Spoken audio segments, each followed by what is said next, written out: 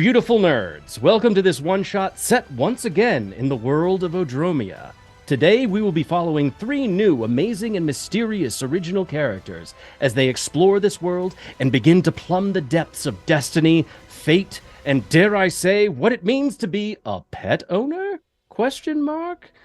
Well, maybe not that last one, but depths will be plumbed nonetheless. But who better to introduce themselves than our wonderful characters? Starting with Dr. Monoval. Hi, I'm Wingle the Wizard. You can find me at TikTok and Instagram at Wingle the Wizard. We are moving on to Elindra, Shadowghast. Hi, everyone. I'm Jessica. I also go by I Sneeze Stars online in places like TikTok and Instagram, and D in Denial if you would like to come and watch my shows where I DM and play as well on Twitch and friggin' everywhere. Hey, I didn't swear. That's a good thing. And Kalisa, Crazed One, Umadison. Hi everyone, I'm Rachel, also known as the Hug Bandit on TikTok. And of course, as always, I am your friendly neighborhood dungeon master, Andy, aka Mr.DanDyDM on TikTok, YouTube, Instagram, and on all the other socials. If you happen to come across this episode and you enjoy it, please consider going back and watching some of the other episodes, adventures, and content contained within. Maybe give a follow or whatever. And now that we have got our introductions out of the way, let us delve once more into the world of Odromia and the many mysteries that wait to be uncovered.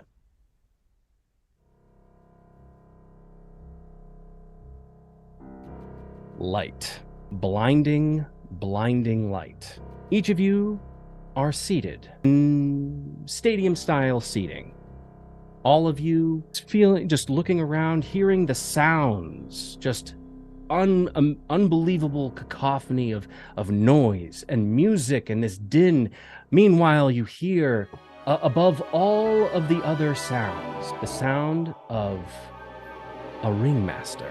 Come one, come all! You hear the voice shouting boisterously, loud enough for all within the immediate distance to hear. You just past the blinding light of the circus ring. You see a gentleman in a bright crimson coat over a violet vest, each studded with brilliantly gold buttons and snaps. A top hat with a brilliant gold plumed feather crests his head, barely concealing a mop of curly red hair. They gesture with a cane as they continue to pace about the ring, giving, guidance to the people as they find their seats, promising treats and sweets and sights and wonders yet unseen to behold. To punctuate their point, they twirl their cane with a flourish, and as they catch it, it shifts with a pop and suddenly becomes a bouquet of flowers and then disappears into a small explosion of flame and sparks. You are within the, we'll call it the entertainment district of Ashcaleen. You all are sitting within the 3 tops. This circus, from what you have heard, graced Ashcaleen with its presence every single year, always coming to this one spot, with rumors following its wake that people tend to, maybe a handful every now and then, every year, will disappear and then return 1 year hence, slightly altered, slightly changed, something a little bit off. Not necessarily in a bad way, just something is different. Kalisa, I need you to give me a performance check. It's not your character. Oh, Is it Mau Mau? it's the kitty. Oh, hold on. I did not roll well. You did not roll well? I did not roll well. I rolled a 4. Off to a great start. You see through the light as the light suddenly redirects to the center of the ring. You see, what is the name of your kitten? Kitty. Kitty. You see Kitty, not a kitten anymore, but a massive saber-toothed tiger. Kitty? You see this creature lope into the center of the ring, and you see the ringmaster, this other ringmaster rather, that has a whip and is sort of like brandishing it, just very gently, just I would say caressing the hindquarters of Kitty as they run around the ring in just this massive circle, going faster and faster. Suddenly, this one particular beast handler throws his hand up into the air, and suddenly a massive ring of fire just apparates into the center of the ring. Growing up. You rolled what again? A 4. You rolled a 4. At this point, this is Kitty's audition. No harm befalls the kitten. I'm saying kitten. Cast Bardic. They unfortunately have a little bit of stage fright. And as they run around and suddenly see this whirling flame ring suddenly appear in the air, they suddenly shrink back, and they adopt very much the body language of a kitten suddenly seeing something absolutely terrifying, even though they are very much in their current form, much larger. What does Kalisa do? Kalisa rolls her shoulders back a few times, clears her throat, puts her hands square on her hips, and goes, do better. Just trying to encourage Kitty in the only way that Kalisa knows how, which is the way that her father has encouraged her whole life. Do better. Give me a persuasion check.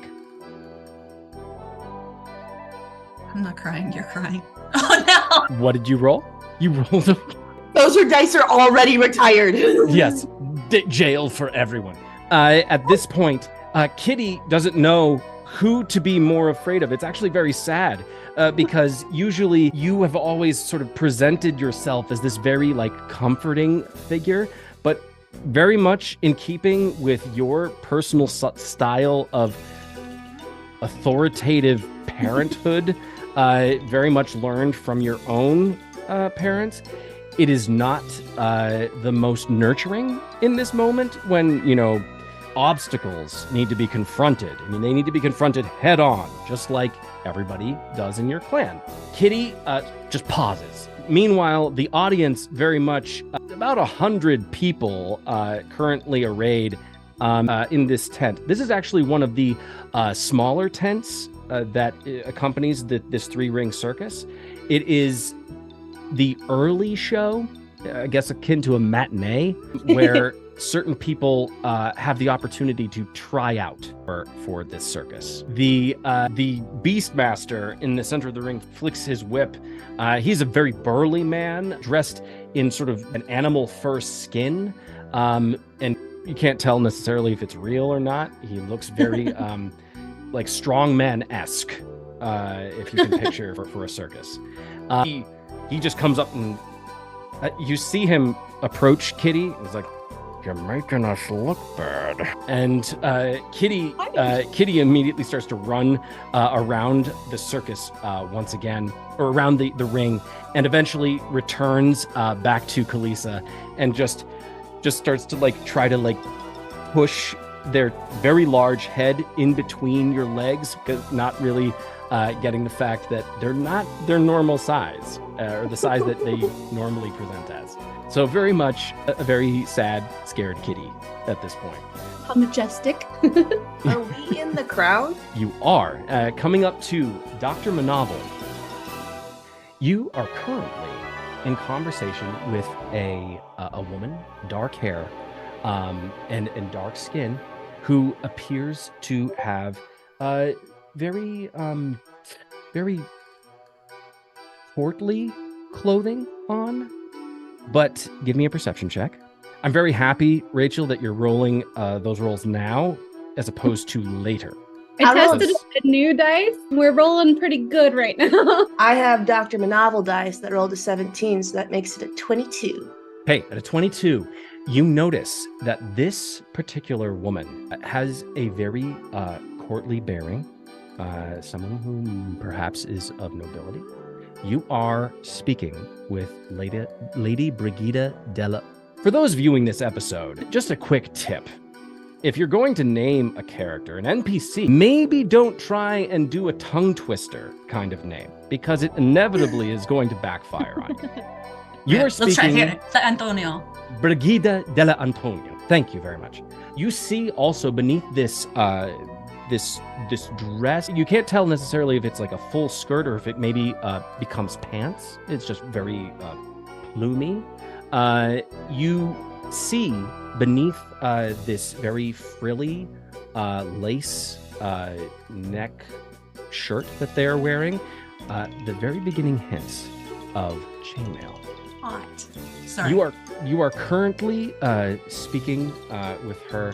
She's just now telling you of something that her sources within the city have certain information.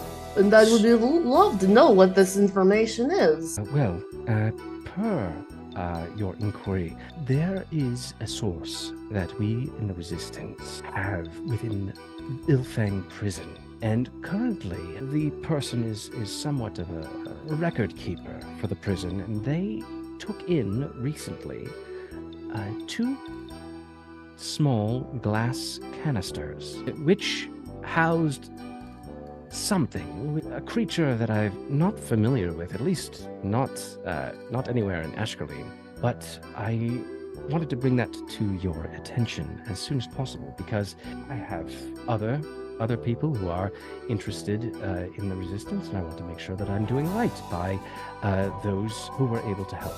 For example, my friend here, and she gestures to you, Elindra Shadowghast. I'm watching the kitty, and when she does that, I'm like, oh, yes, hello. I give one of those side claps because I see the failure happen, and I kind of like try to get everyone to encourage as the company bard. I immediately join in. Doctor, I need you to please describe your character to Elindra. Elindra, you see full doctor's coat. He has goggles on the top of his head, but the goggles are a little bit spread apart. His face is very wide. He's got a deep set nose. Wrinkles. He sits about 5 foot, and you see a plank of wood at his feet that he's standing on. It's kind of hovering because his feet don't quite hit the ground because he's just shy. So it's just something for his feet to sit on.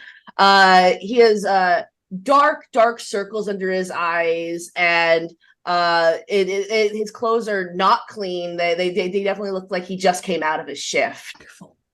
Wonderful. Reciprocally, if that's a word. In kind. We'll go with in kind. Elindra, will you please describe your character to Dr. Monoval? Elindra is a high elf. She's about 5'4", very pale skin, long, flowing silver white hair, and dresses usually all in black, but very elegant gowns, with gold detailing that when they catch the light, it almost looks like she's going up in flames and sort of. And the most striking thing about her would be her very big eyes. They're orb-like and a honey color that do the exact same thing as her dress. Whenever she catches the light, they look almost like they're on fire. Captivating. I'm also human. Oh, I do love your goggles. It's so nice to meet you. While this exchange is occurring, the marvelous thing that is now happening within the ring is that suddenly, this very large, saber-toothed cat, which has been running riotously in circles in the ring, and now trying to very gently, doing the thing that a dog does when you put your, when you're sitting at the dinner table and they try to put their nose underneath your arm, while they're begging. This is what Kitty is doing to Kalisa. And as they do it, they suddenly begin to shrink and change color slightly until they suddenly revert back to the shape of a very, very small, tiny cat that looks to be, at least in Kalisa's hands, very much dwarfed by her very massive frame and appearance. Kalisa, please, if you would, describe your character to Elindra and Dr. Monoval. Kalisa is this very muscular, very, very tall, standing a proud 6 foot nothing Goliath of a woman. She has bright pink hair and kind of like ashy skin. She wears a lot of leather, dark leather, and she has big green eyes. I can hear it. Awooga! I tried so hard not to do the gif. At least someone did. Death by snooze. Death by snooze. I'm here for it. As the cat has resumed its very small, domesticated form, the crowd is none too fond of this development, as they were expecting some kind of a show. And you hear sort of the boos and the cacophony of the crowd as, like, this show is fake, it's a sham! No, this is crap! I'll stand up and clap. Look how wonderful! Look how wonderful that is! I would love to loudly say, cats do not do that! How wonderful! And I'd like to try and help, or I would like to try and change this crowd to Kalisa's benefit if I can. Okay. Look how cute it is. Oh, beautiful, wonderful! What a beautiful cat you have! Can I like press to digitize little sparkles coming off it? Off of the cat? Yeah. Please. So that it looks like it's even more magical. So as the cat has now reverted back to its regular normal shape, being held once again within Kalisa's massive hands, as the cat has reverted back to its normal shape, suddenly, from 2 different sources, 2 different magical essences are suddenly interspersed within the crowd, and suddenly all of these sparkles suddenly begin to coalesce around Kitty. And it's almost like a Simba moment when Simba's born in The Lion King, as Kalisa holds Kitty up, and there's music and singing that suddenly erupts as the ringmaster, seeing that the show might be salvageable, and he immediately begins to gesture to the musicians and to the other acts. I would like to hype this one up. Are you okay with that, Elindra? Yes, go. Woo! Encore! Yes. I pressed the digitize, like a big roar coming from the kitten, just like. Yes. Oh, yes. I am Kalisa silver tongued. is- I can do this. Like This close to going into rage mode. I would like you to give me I will say, give me a persuasion check with advantage. Okay. I cast guidance. I'll say, hold on. I will either do a handle animal check or a persuasion check because of the interesting configuration of Kitty. Okay. So I got 12 with my modifier. Let's see. So 16. 16. Okay. Okay. Excellent. As you hold this sparkling calico once more within your hands, suddenly the ringmaster begins to run furiously to each of the entryways that come to the center of the big top, or of this particular circus tent.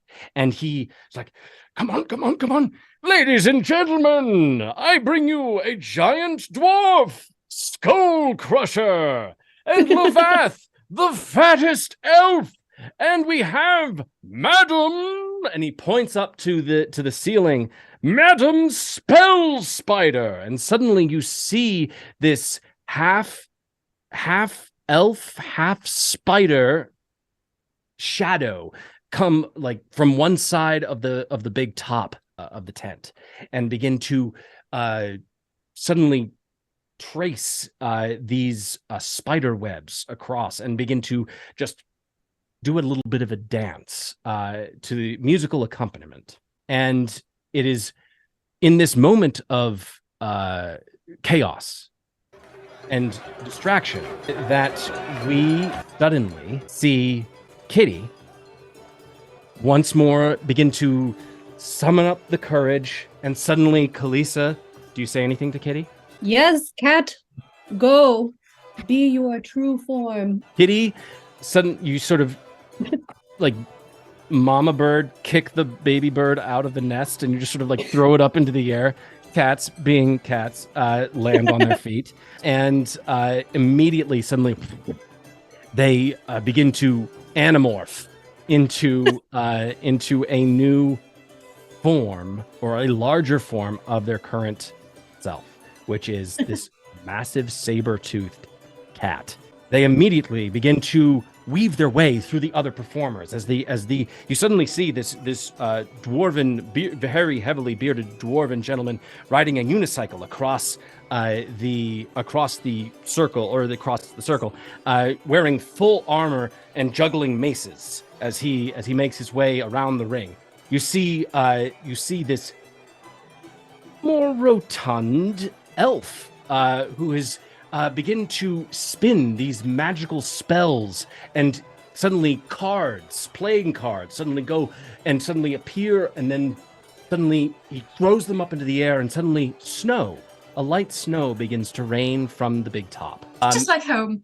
And as this is happening, in the chaos, Kitty begins to run furiously, picking up speed around the circle, around the tent, and once again, the Beastmaster flicks the whip, and suddenly a magical ring of fire just appears within the center. And once again, I need you to roll a performance check. Can I do one thing? Can I cast guidance on the kitty? Come on. I will allow it, yes. Give her a plus at the I rub my feet on my board, and I look at this cat and go, "You can do this." And I cast haste. I think dexterity checks. Okay. So she can get through this dang hoop. I want to see her succeed. I am invested. Okay, so with haste, you choose a willing creature that you can see within range. Until the spell ends, the target speed is doubled. So it gains a +2 bonus to ace. How long does this last? This lasts A minute. A minute. Okay. All right. So as the music begins to reach this crescendo, the cat begins to go and just becomes a blazing blur of fur and just brilliant creativity of performance in this moment. And feeling that it is gaining more and more confidence, Kalisa, I need you to roll a performance check using the guidance that Elindra has granted. You can add a d4. It's a 20. You rolled a nat 20? Okay. You got it, kitty! You know what that is? That is teamwork. We're already a party, baby. With this magical moment, I have grabbed onto Lady Brigida's arm, and I'm like, "Oh, it's wonderful." Lady Brigida, she feels you grasp her arm, and she suddenly she almost breaks for a second, and it's startled. But then she suddenly sees what you're doing and why you're so excited, and she begins to, yes, that is excellent. That is excellent. It's infectious. Yes, and again, Kitty is just running around the tent, and suddenly she runs up, and she jumps off of the top of the rotund elf. And as the snow begins to rain from the top of the tent, it's snow, but it's happening almost in slow motion, and the snow carries with it sort of a luminous quality as it just sort of ambient white light begins to fill the tent. And you see Kitty jump. And it's one of those moments, Kalisa, where you, your heart is in your chest, and then suddenly it's in your throat, and you're just so nervous because you're just could this happen? Could we maybe become one of the top billed acts of this circus? It's my only dream. A main attraction. This is something that you've traveled here for. This is a big deal. And as you see Kitty almost slow, although it's happening incredibly fast, the world seems to slow down. And all of the clapping and the cheering and all of the voices and the yelling and the of all the different people and the children and everybody just so excited to see Kitty succeed. And that is what they do in spectacular fashion as they leap through the ring down onto the ground below and begin to chase the unicycling dwarf with the juggling maces. And he begins to laugh and, oh, this is a live one. As they begin to make their way around the ring together. And Kitty suddenly becomes almost like a prancing pony, just sort of like keeping time with the dwarf as they begin to move around. And it is an exceptionally, extremely proud moment for Kalisa. Just remembering where you come from and how this world that you're in is just very, very different and foreign to you. And just feeling that a sense or a level of acceptance that you haven't felt in a long time, ever since leaving home. Kalisa turns around. Crying over a cat. Crowd. I'm not crying over a cat right now. It was such a beautiful moment. It was so nice. Get all of yourselves. As this feat of performance reaches a natural conclusion, Kitty runs over to you, Kalisa, and as they run over to you, the haste spell drops, and suddenly they begin to resume once again their sort of diminutive shape, the smaller shape of the domesticated calico house cat that you know and love.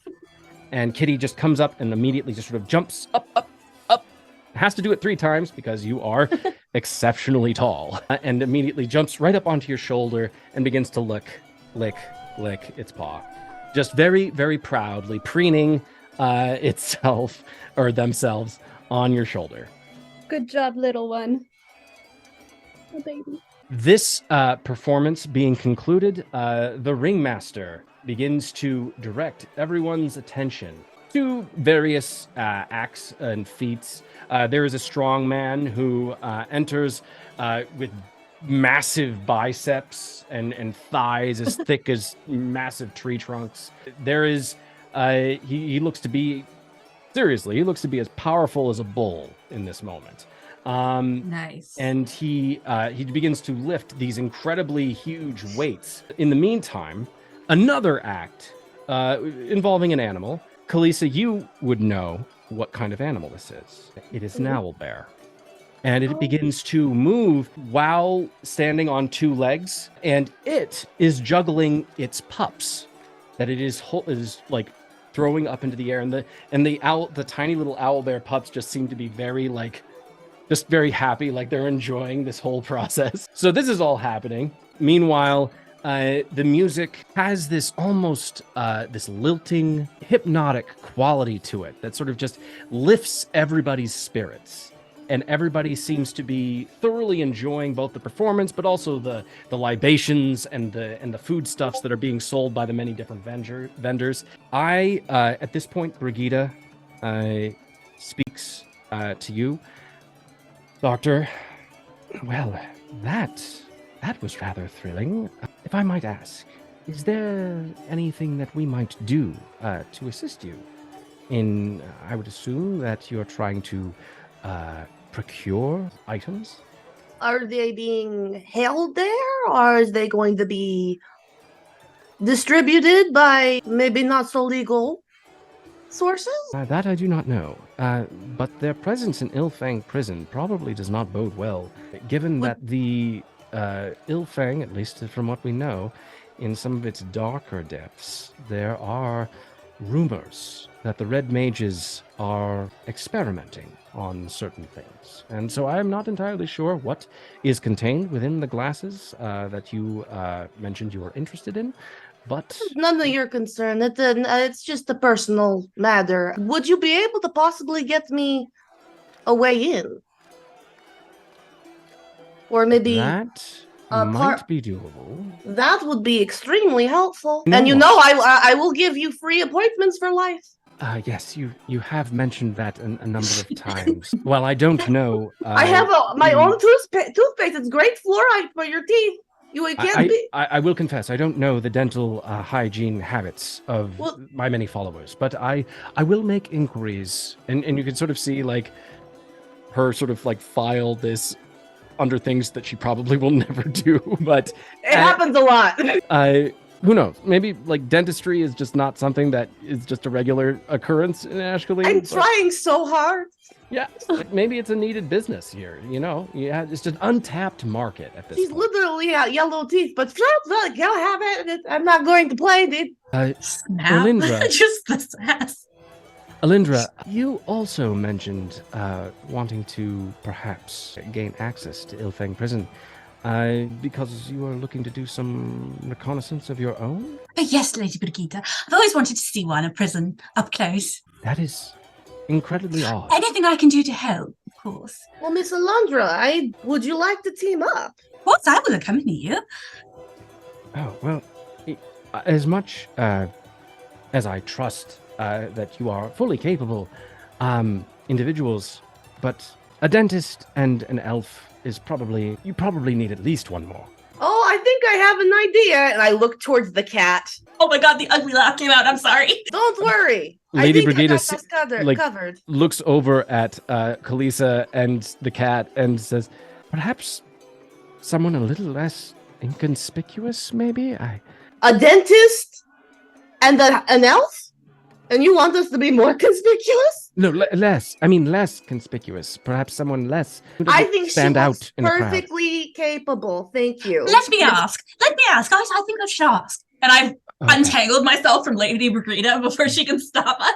And I just hover right over her head. Well, I'm following Elindra because I've set my sights on this cat. Specifically the cat. I'm pointing towards the cat, not the Goliath. I'm watching you hover above me, and I'm like, well, isn't that talent? Wow.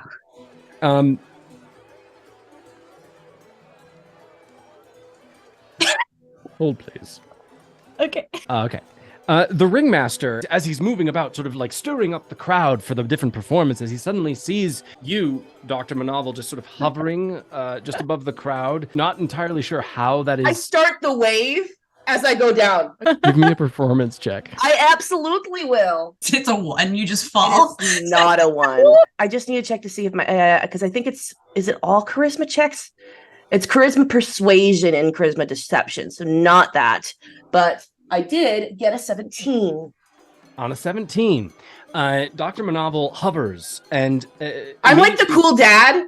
sees the ringmaster sort of like gaze suspiciously at him and is just like oh, and throws up his hands. And suddenly a family of tieflings are sitting right next to or just off to the side of you, and they sort of look up. And one of the tiefling children just points up, and the mom says, yes, the wave, and immediately throws up their hand to the children. And then suddenly there's a bugbear that's just a further down the aisle, and he sees the tieflings.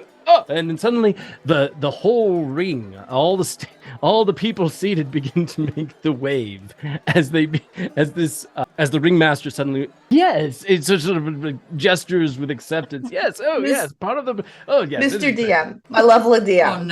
Oh no. I would like to ride this wave with my hoverboard and get to the cat. I want to do something cool. I would like to ride the wave all the way down to Kalisa, make it look like I am part of this. Please. Okay, you do that. Like, I'll get there eventually. I'll walk. My crown in my hand. They're only like 3 rows down to the main. I take the wrong way. You're riding over everyone, and you sort of slope down, and then suddenly you alight just maybe 2 feet off the ground, but that sort of is still not quite putting you at eye level with Kalisa, as they're just sort of like just suddenly notice you appear right next to them. Hello. Hello. I wave from the sidelines because the show's still going on. So you're just now getting to the other side of Kalisa. Meanwhile, Brigitte is sort of like, Can I help you? I believe you can. When you're done with this show, I would like to talk to you, and so would my friend. All good things. Your performance was amazing. Thank you. I know. I'm talking directly to the cat. Oh my god. I ignore it and I take the compliment and receive it. I'm very proud.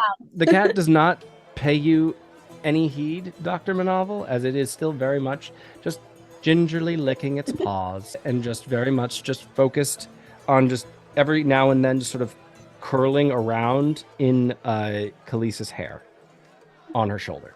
We love her. I believe you must be this lovely actor's agent? In a way.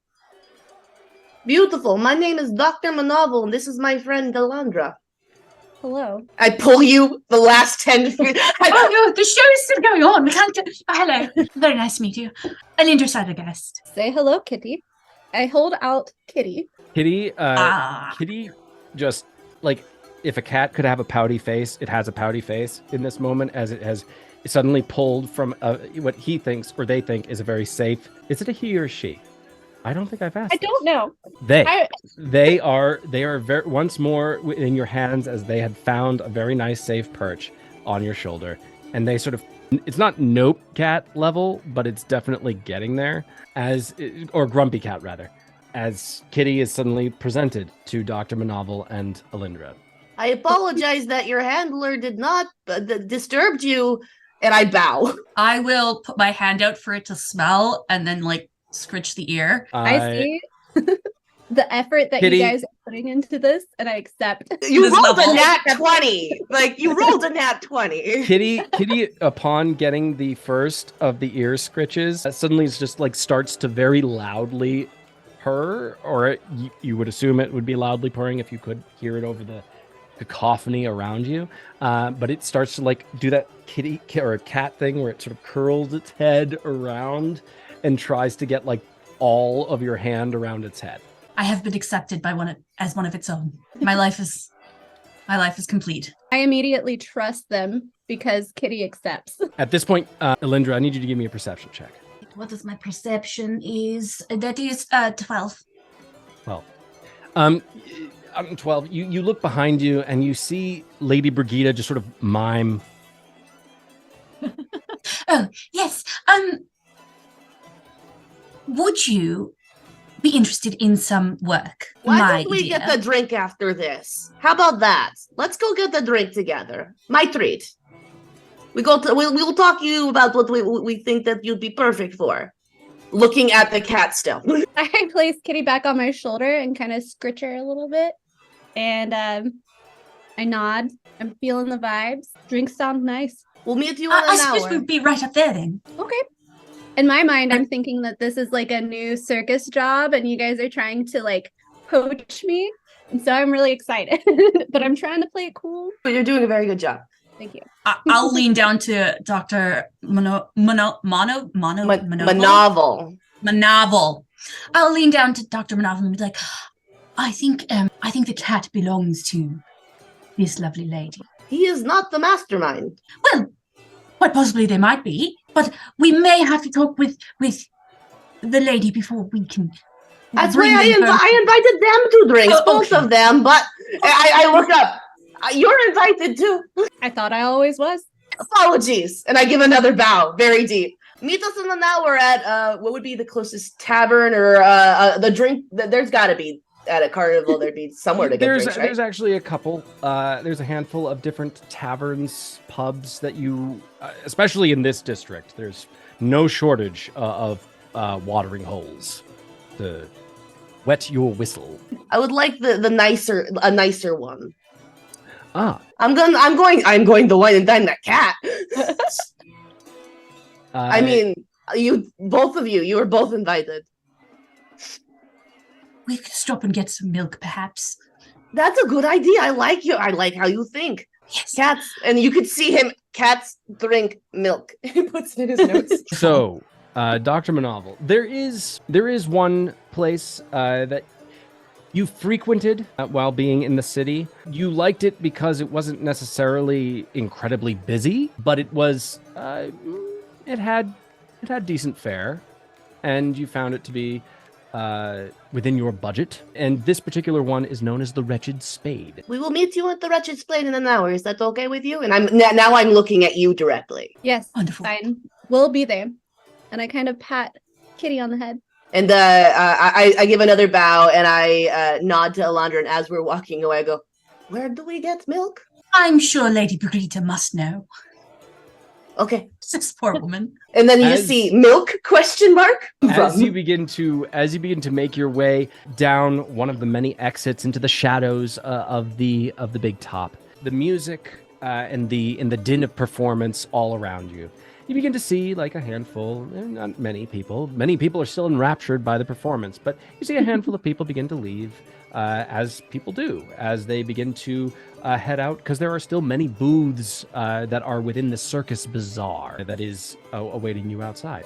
I'm assuming you're all leaving together, or are you? I will, yeah, 100%. If she'll come with us. Is the show over? The show is still continuing. But come with us. In terms of Kalisa and Kitty's performance, that is finished. Okay, I go with them then. I just kind of follow them. Oh, we can go now, and I call out the Brigida and I tell her, yeah, let's go. Brigida, and she begins to very awkwardly make her way down the stairs. Dr. Monoval, or actually, it was Elindra who noticed. Yes.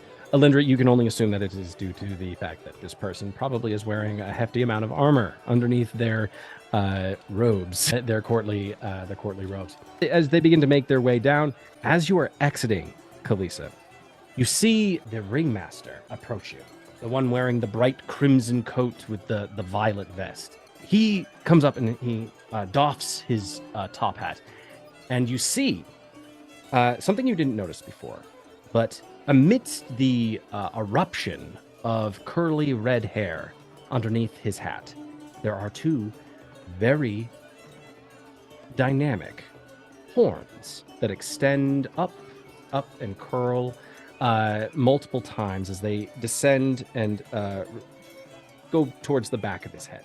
He flashes a grin at you and says, "Well, that was a sight to behold, I'm sure. The crowd seemed to really enjoy it. I would be happy to offer you a position, perhaps as an opener act for our troupe here." And he gestures back. Tell me, would you give me your name? Kalisa? Oh, I'm sorry. You said Kalisa. Is there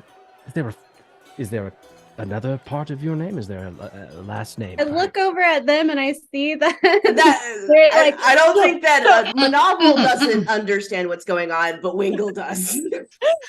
Elindra immediately catches on to that. She reads fairy tales all the time, and she's just like, "Oh no, you may know her name, but you cannot have it."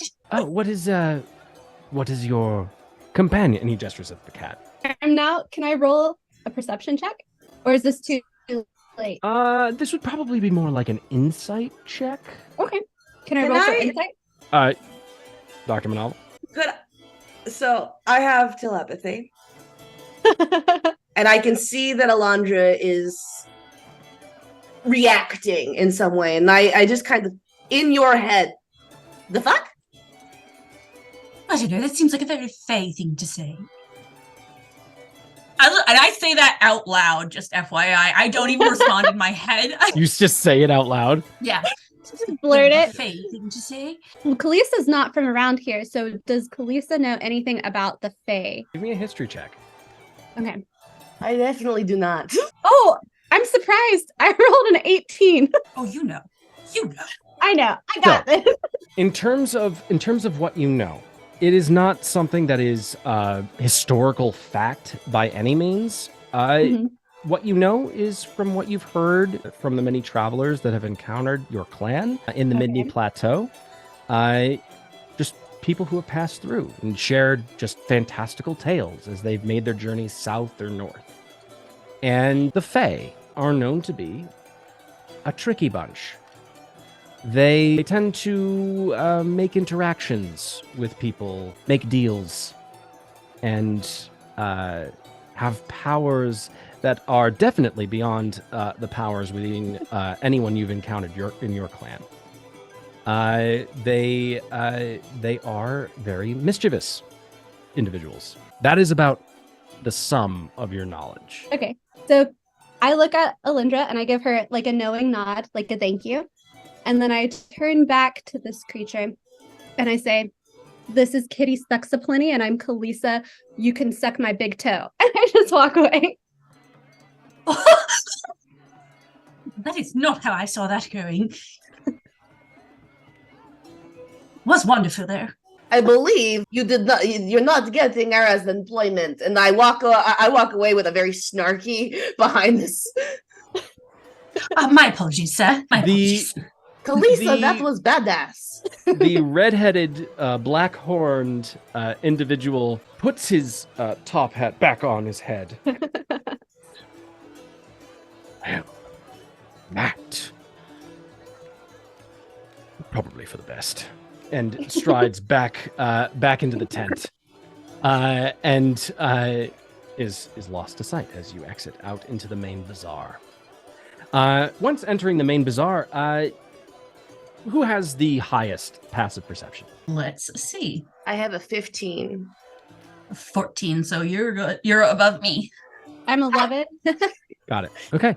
Dr. Monoval, as you exit the tent and into the bazaar, just suddenly the sounds and smells of the tent sort of intermingle with the sounds and smells of this district of the city. And you see sort of the wide open space that the tent occupies suddenly opens out into the streets of Ashcaleen. And there is just the faintest hint of many different perfumes that intermingle within the air, and that mixed with the smell of spiced foods and wines, and that are being sold via the many different taverns and pubs that sort of accompany all around you in this area. And you hear sort of this lovely mixture of music that is taking place, as it sort of, there's almost a magical quality to it. It's very seductive in this way. And as you begin to make your way out into the bazaar, Elindra, you seem to be very much just enjoying the atmosphere. Very much in the I've got my dress kind of up. I'm holding it and I'm just... Very much in the way that I was about to use a reference that none of you would have understood because none of you are from Massachusetts. I apologize. I am originally from Connecticut. How dare you? Okay. All right. So then you might be familiar, you probably are familiar with Northampton. Yes. Smith College. Like, sort of like very hippie world music vibes. And just sort of like you're just enjoying the atmosphere as it sort of is lifting you up, lifting your spirits. Lady Brigida is giving you no small amount of just side eye as she is suddenly like, not off put, but just like, I'm with some very strange people right now. I believe that I put my arm around her. You put your arm around Lady Brigida. She's just sort of like yanked along, even though you are a more slight, shorter elf. Just sort of your general like demeanor sort of just hoists her along in your general path. Meanwhile, Kitty has once again resumed their place upon Kalisa's shoulder and is just now sort of like plopping down and is basically making eyes at Kalisa, just being like, I can has the snoozes, and yeah, enjoying no small amount of like head scritches and purring right now. Dr. Monoval, as you begin to make your way down the street, down this one particular area of this district of the city known as the Shadow Ford, as the music around you begins to lessen, you hear just the faintest calls of some of the men and women of the night as they begin to make come hither gestures to many of the people who walk the streets through the Shadow Ford. And they just, offering their services to you. You, at this point, you do see halfway down the block the tavern that you are aware of, the Wretched Spade. I'm sorry, miss. I am not interested. You do not have enough legs. And I walk towards the bar. I say it very confidently, too. I'm not sure what that means. Your legs are lovely. I'm just looking around confused. Brigida also looks very confused in this moment. Just like, she just met Dr. Monoval like a couple days ago. And from what you remember, Brigida mentioned that there was a circus in town and that it was a very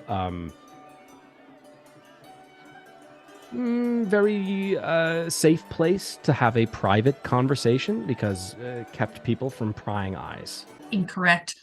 All of those are stolen. She chose the wrong party. She chose the wrong. If you want to be, if you want to get technical, she's the one that sticks out. We're the ones that are kind of blending in. You're not wrong. Do you guys wish to do anything before you enter the Wretched Spade? Milk. I'm like, is there a place to get milk? And then I was like, no, this is not the place that we want to get milk. And then I will meet you inside. Lady Brigitte, you must come and sit with us, of course, right? Yes. I am on high alert, especially after what happened last time. So can I do, I don't know what kind of check I want to do, but I definitely want to kind of get a read off of these people I blindly agreed to follow. So here's an interesting thing. Okay. Because this is technically not player versus player, but sort of a more PvP aspect. I'll have you roll 2, or perhaps if you want to roll on Lady Brigitte, that's fine. I'll have you roll 3 insight checks, and then they can choose, depending on how high the roll is, what information they feel comfortable revealing. Okay. This will also give me a chance to drink. There you go. I got an 8. Sparkling water. I got 2 18s and a 7. I'll say we can say that the 7 is Lady Brigitte, if that's fine with you. That's fair. Dr. Monoval and Elindra, please feel free to either DM or if you feel comfortable saying it out loud, go ahead and give that info to. What are you looking for? I'm trying to figure out, because at first I believed that you were trying to scout Kitty and I.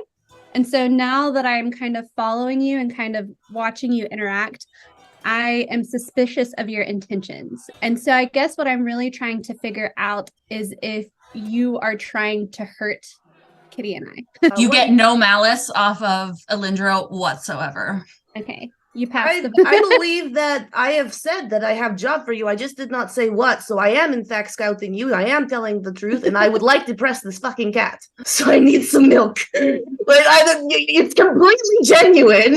There's no deception needed here. Like the Monoval's like, I am not going to land this cat unless I get milk. You know, some beef jerky might work as well, Dr. Monoval. Okay. My suspicions are gone. I believe them, but I am still a little bit skeptical. Is there any fish, fried fish or fish being sold around me? Milk might not be Give me a perception check. I would love to. This is the most important role of the game. You gotta. I rolled a 19 for 24. Nice. Yes, there is actually a vendor that is back towards the circus, but there is many different kinds of fish.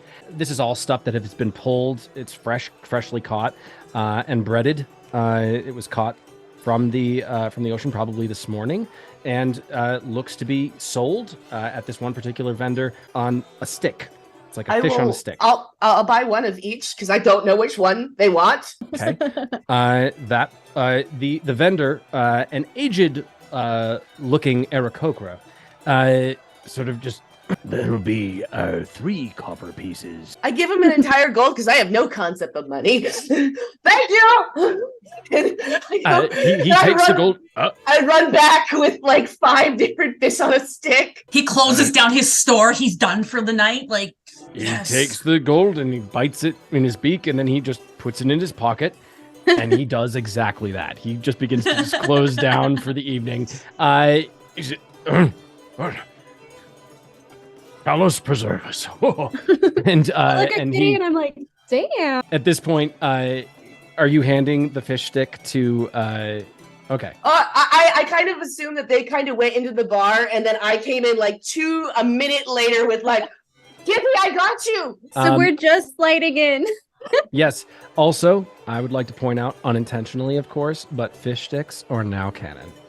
Oh yeah, fish sticks are now canon. As you enter the Wretched Spade, you actually find that for a tavern named the Wretched Spade is actually like very warm and friendly, not dissimilar to the environment that you just left outside. It actually seems to perhaps even enhance the feeling of warmth that you were feeling outside. There is a brightly burning fire. There are many candles which illuminate the place very nicely. Behind this very large bar, you see, Dr. Monoval, you remember from when you were here last, you see this half-orc named Dadzuk. As is he hot?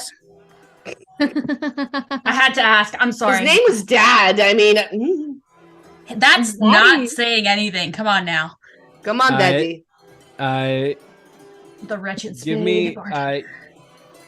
Actually, no, your passive perception's fine. You have really no concept for what is really attractive for half orcs. It's personality and such. Oh, in terms of his personality, he seems to fit right into the place that he is the proprietor of. You definitely know from just having watched him bustle around in the last couple of days that you've frequented this place. Dad's He burns like a bright flame. Yes. And he bustles around. He's very much like, he's sort of bar backing at this point, and he's just sort of wiping everything down.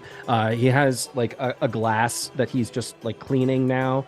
And you see a half-elf teenage girl who looks to be one of the bar matrons, and he's just conversing with her. And then you see him look up and notice Dr. Monoval, and he whispers something to the girl, and she immediately runs into the back. I've been here before, and I have no concept of money, so I assume that I probably treated this tavern very similar to how I just treated the fish guys. So they know I tip well. So I just kind of like do this with my nose, which I hope means hook me up. Dadzuk, again, half orc, so teeth. But Dadzuk, he sees Dr. Monoval, and he sees the other people, but he focuses on Dr. Monoval.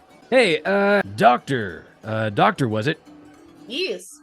Yeah, still no need for your services here. I'm sorry. I am not trying to get your patrons this time. I'm here as a customer. Okay. Okay. But I'm telling you, you have a cavity on your tusk right here. I could get that for you at no charge. I've somehow managed for the last 2 years. I think I should be fine. And he sort of like continues to very hurriedly clean his glass. Is there anything else I can get for the rest of you? Some ales, if you would. Ales. That I can do. I put the fish sticks behind my back because I realized I brought food into a tavern. I'll pay him 2 gold and be like, and ignore the fish sticks, will you? It's fine. People are always once the circus is in town, I don't mind it. It's just know that we have a full menu here. We have a wonderful cook that just came in from Honey Spring, and they're very accomplished in terms of the wares. It might be better than your fish sticks, but if you're content with that, I have no problem. What do you suggest? Elaith, the elven girl immediately sort of peers around, looking at Dr. Monoval and with a kind of worried expression on their face. Elaith comes out from around the corner. Yes, Datsuk. Ales for everyone. And he looks Something over to at eat. he looks at Elindra and he says, "That's going to be 4 copper pieces for the drinks. You can take the 2. Please, just the 4. I appreciate generosity, but I don't want to necessarily become incredibly flush with all the gold that one keeps dropping here." I've This is mine. easily given 15, 16 gold to this guy. How about just 1? Yeah, we can manage that. And so I'll take 1 back. about 5 minutes later, Elaith comes out from the back and begins to distribute the ales. I present the sacrifice to Kitty in this 5 minutes. There's 6 different fishes, and I'm just wondering which one's the best one, and I'm holding them up to Kitty. Kitty chooses the first one that you gesture towards them with, and they immediately just begin to very gingerly paw at the snack that you've given them, and they sort of look at Kalisa and then look at the fish stick. Kalisa, fish stick. And they begin to just chow down on the fish stick.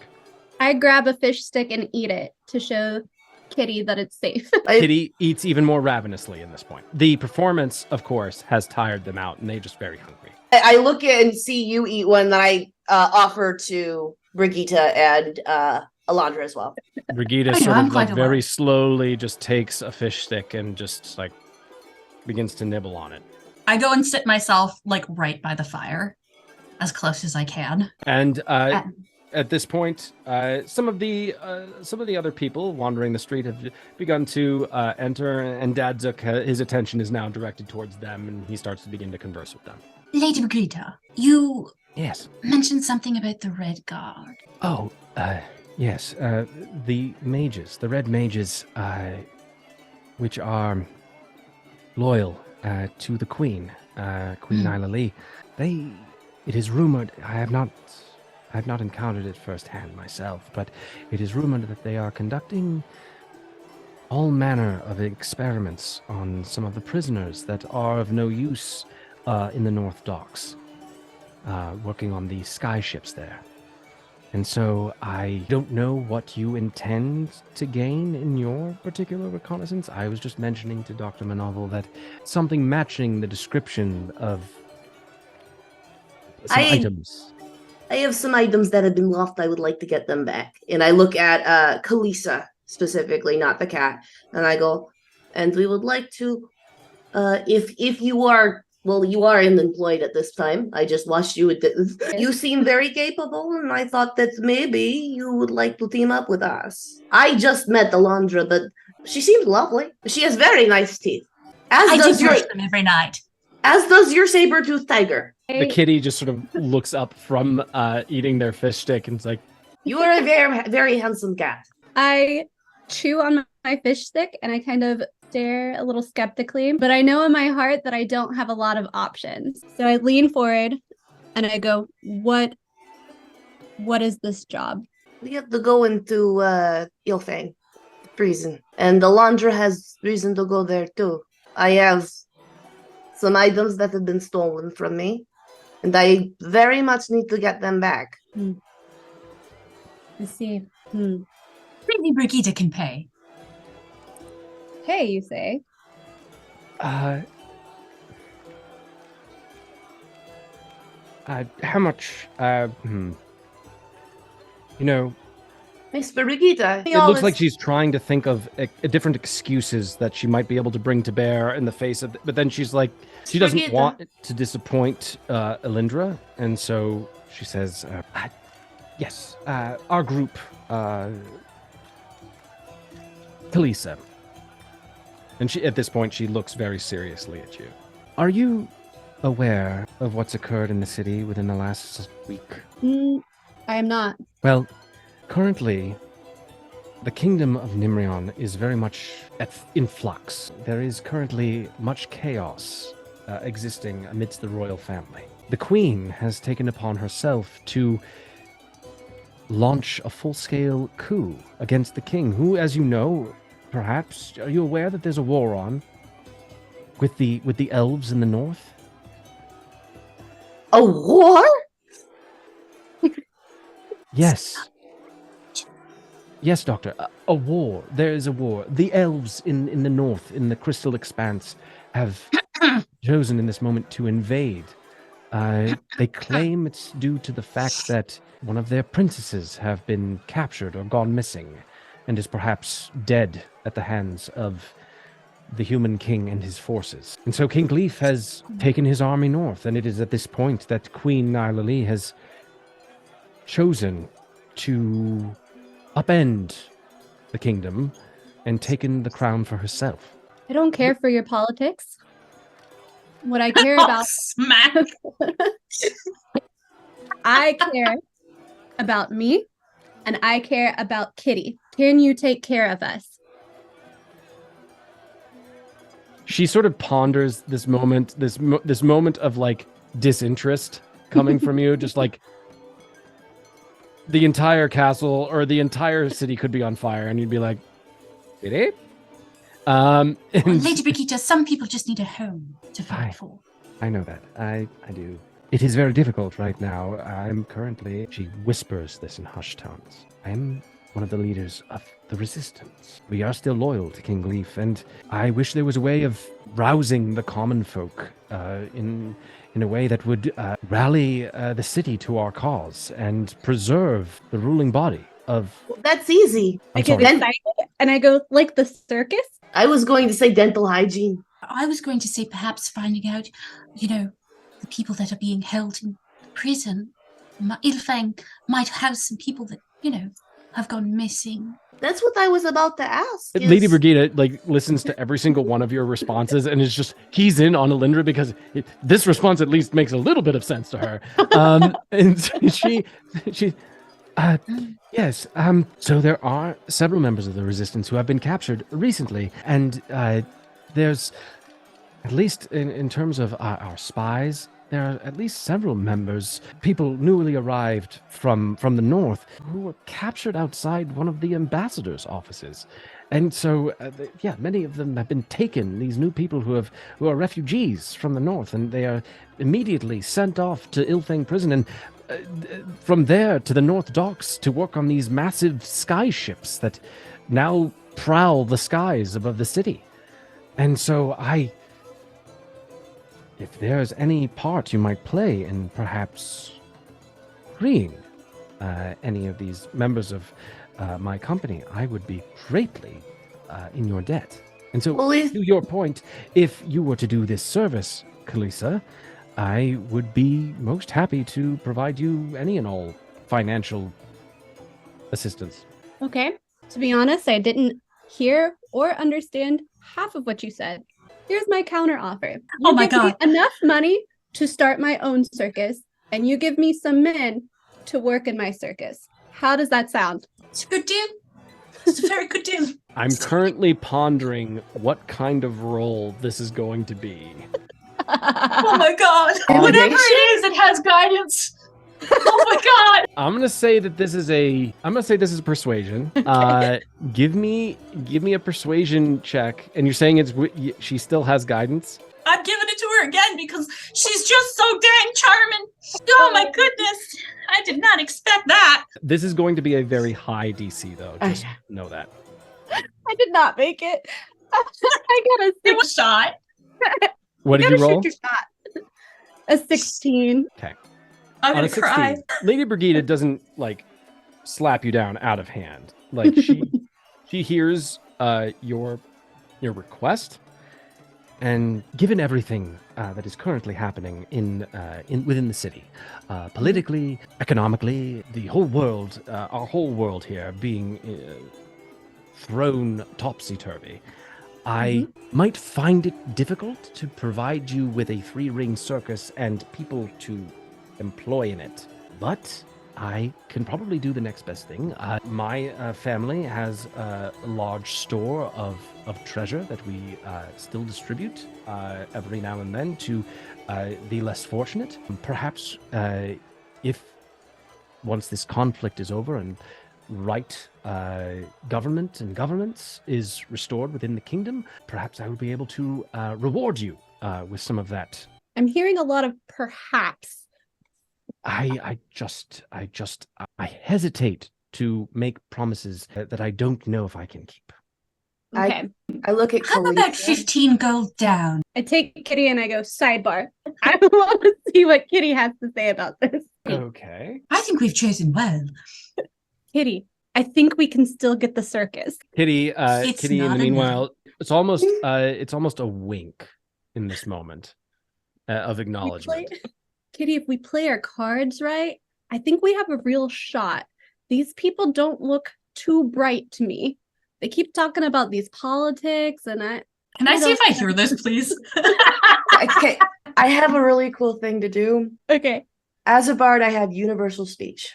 I get to do it as an action.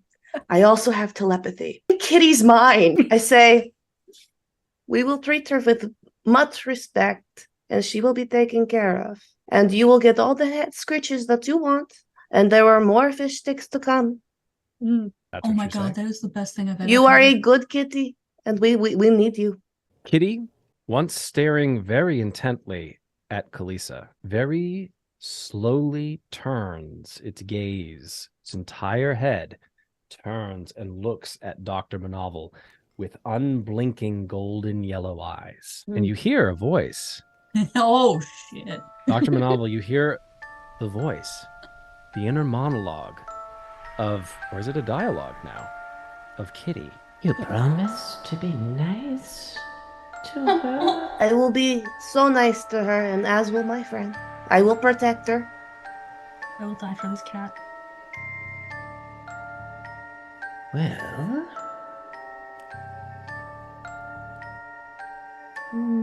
consider it an accord then. We have agreement? We have agreement. And I'm nodding physically to this cat. All comes out. The cat, its eyes seem to almost pierce through you, Dr. Monoval.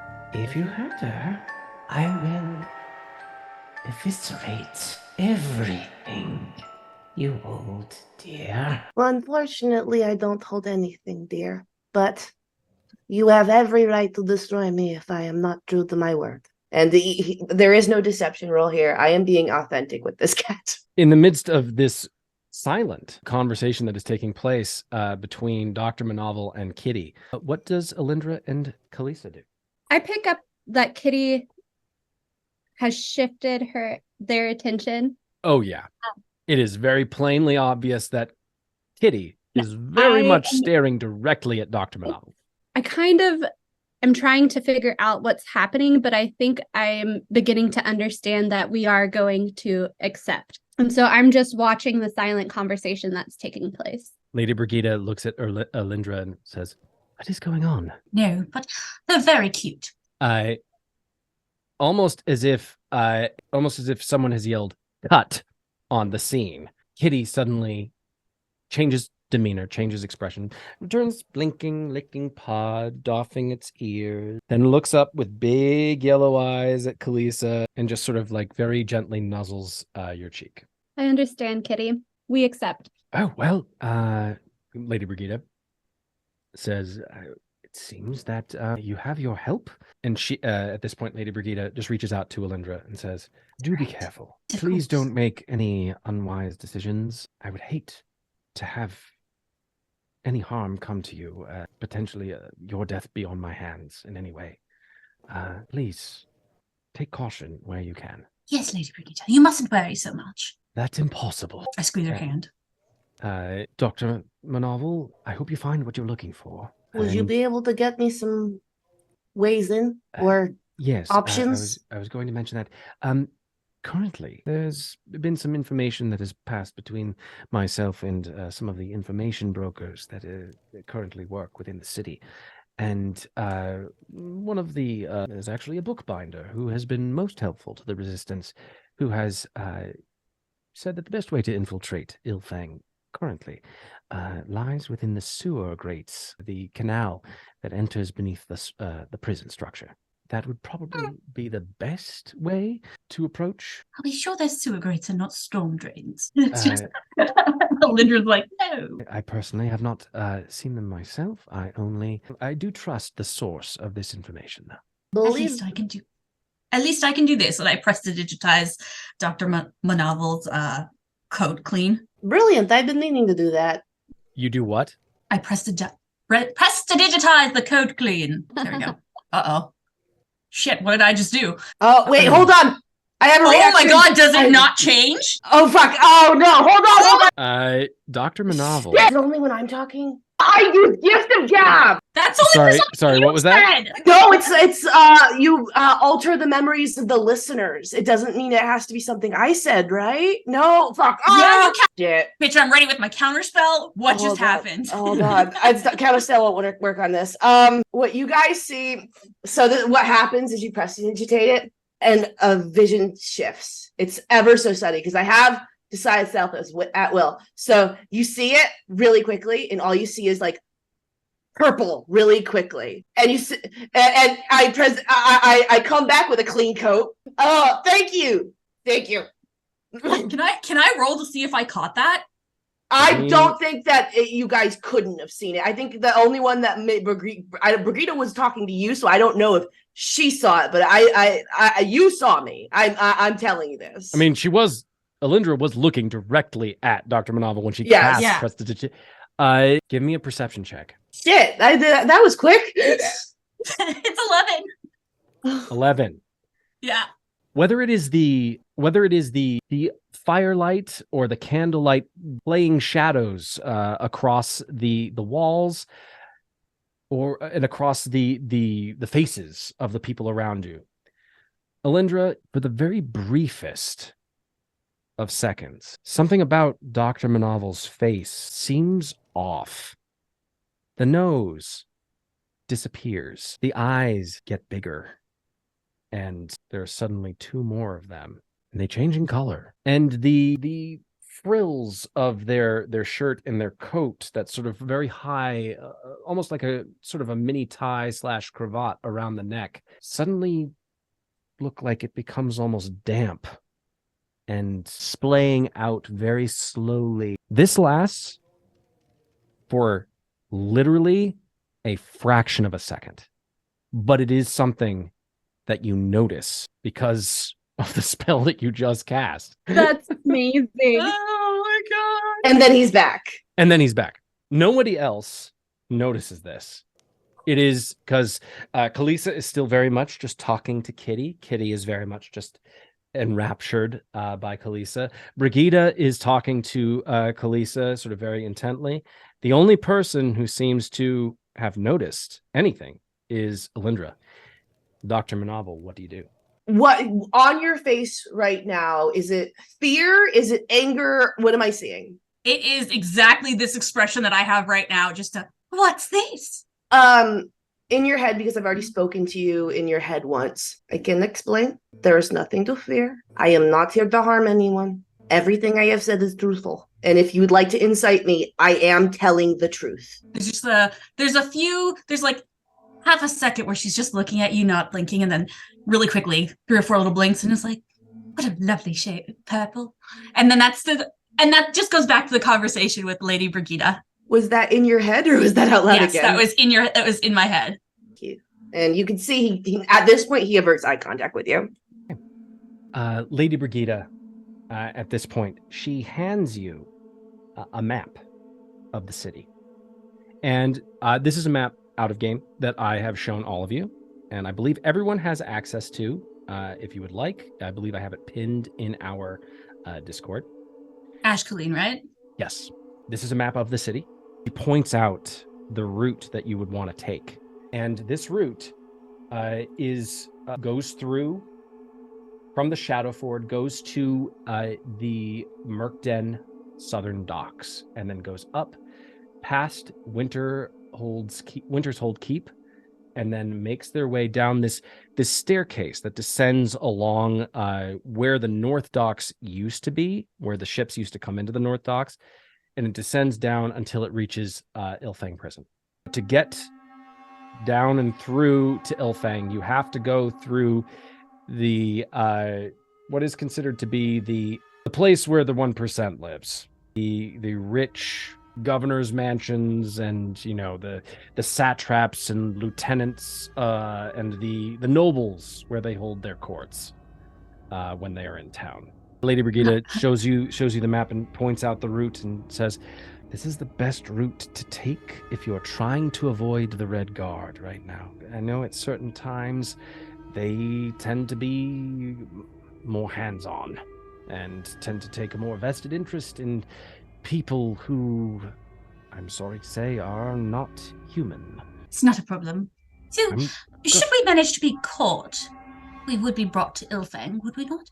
That I'm afraid most likely you would be brought to Ilfang, probably pressed into some form of service, whether working on the North Docks or pressed into some kind of manufacturing along there. I do like where your head is at, but wouldn't they strip us of any of our equipment and separate us, which does not sound like an ideal situation. But if it does most happen, certain, and I can very much confirm that this one points to Kitty, would probably be placed in the streets without a home. We absolutely cannot have this. we cannot lose the cat. I will die before that cat is touched. We are of like mind. All right. Excellent. So, I must leave you. It's at this point, Dr. Monoval, your passive perception is 15. Mm-hmm. Dr. Monoval, you see just behind Lady Brigida at the front door to the Wretched Spade, you see a cloaked figure enter, and gesture. It looks to be perhaps a half elf of some kind, and they gesture to Lady Brigida. Lady Brigida nods. Says, "I must take my leave at this time. I do wish you my sincerest wishes of safety, and may the blessing of Talos be upon you." And we're back at you. please stay safe. And she squeezes your hand again, Elindra, and then she makes her way out of the tavern with the cloaked elf or half elf, and is lost to sight. She's a very sweet woman. Little rigid. When do we go? Well, right now the streets are filled with people, and they might notice when 3 people go into the sewers. So probably when everyone is drunk, asleep, or both. But I believe if there's any supplies we might need, we should probably gather those. Is there anything that we do need? Some guard? Well, we need to, when we go in, this is the idea. We get guard uniforms once we are in. All right. And then we walk around like we own the place, and bada bing, bada boom, we get everyone out. Foolproof. And do we think that we would find a guard uniform? I look at Kalisa. just in the right size. Have Does I seen? anybody know how to sew? Absolutely not. No. Have we seen any guards that are Goliaths? That is no. That is a no. All of the guards that you have seen have been human. You could take me as your prisoner? I have options of how to make you inconspicuous, my friend. Okay. You are a guard uniform for you? No, not a problem. We can figure something out for you. I'm just saying that trying to not spark attention, because if we muster up trouble in there, we all could be in trouble, and I would like to try and keep you and your companion. I'm trying to figure out what the relationship was with this cat yet. I'm not. Oh my god! I could see the wheel. I could see the wheels turning, which is clearly hilarious. not a pet, because he is intellectual being far beyond his species. Oh my god, she's beautiful. He's so cute. She reminds me of my calico. Just a little ham. I believe trying to be quiet and stealthy would benefit us unless we absolutely need to use force. I could do that. Look, I can pick my dress up. I float on my hoverboard. I do not need to walk, so And I do some magic, so that shouldn't be so bad. Oh, that would probably be a good idea. What can you do? Tricks and such, and I can I can't do many spells, but I can at least get myself and one other person in within 500 feet or so. Does anyone else have a magic bag? We can put you in the bag of holding. I am arcane in nature. Typically, I need to be doing my dentistry, but if I give you advice, most of the time it works. I can make things very dark. I can make sure you do not have cavities. Okay. Well, this is going to I think go very well. at this point, I don't realize that we're talking about this anymore. We're just talking about what we're good at. I can smash things. That is a great skill. That is a very good skill. Well, I can be very intimidating. I know I don't look it, but I am. Believe it. I also am intimidating. At this point, you see Elindra sort of like straighten and like not get any taller, but her like posture changes to one of more regal bearing. Honestly, the best thing that we should do is go and see. But at the very least, I can open locks. I sometimes. also can open locks. Well, then, I think we'll be fine. But I What can are we open looking locks really loudly. Okay, so we're going for a little bit more stealth. I'm not good It's at going to be stealth. fine. You're not? Oh, would make sense. Well, luckily we're going in from the bottom. Now we're going to be here. Oh my god. Might we need some healing potions and such? Oh, beautiful. Would you like to provide those? I have one. I can go and get some others. Good, because I gave all my money to the fishman. Oh, okay. Well, I can get another. That would probably be best. Oh my lord. Should I go and do that then?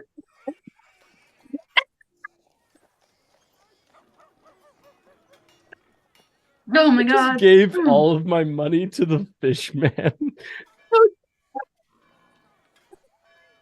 It was worth Excellent. it. It was.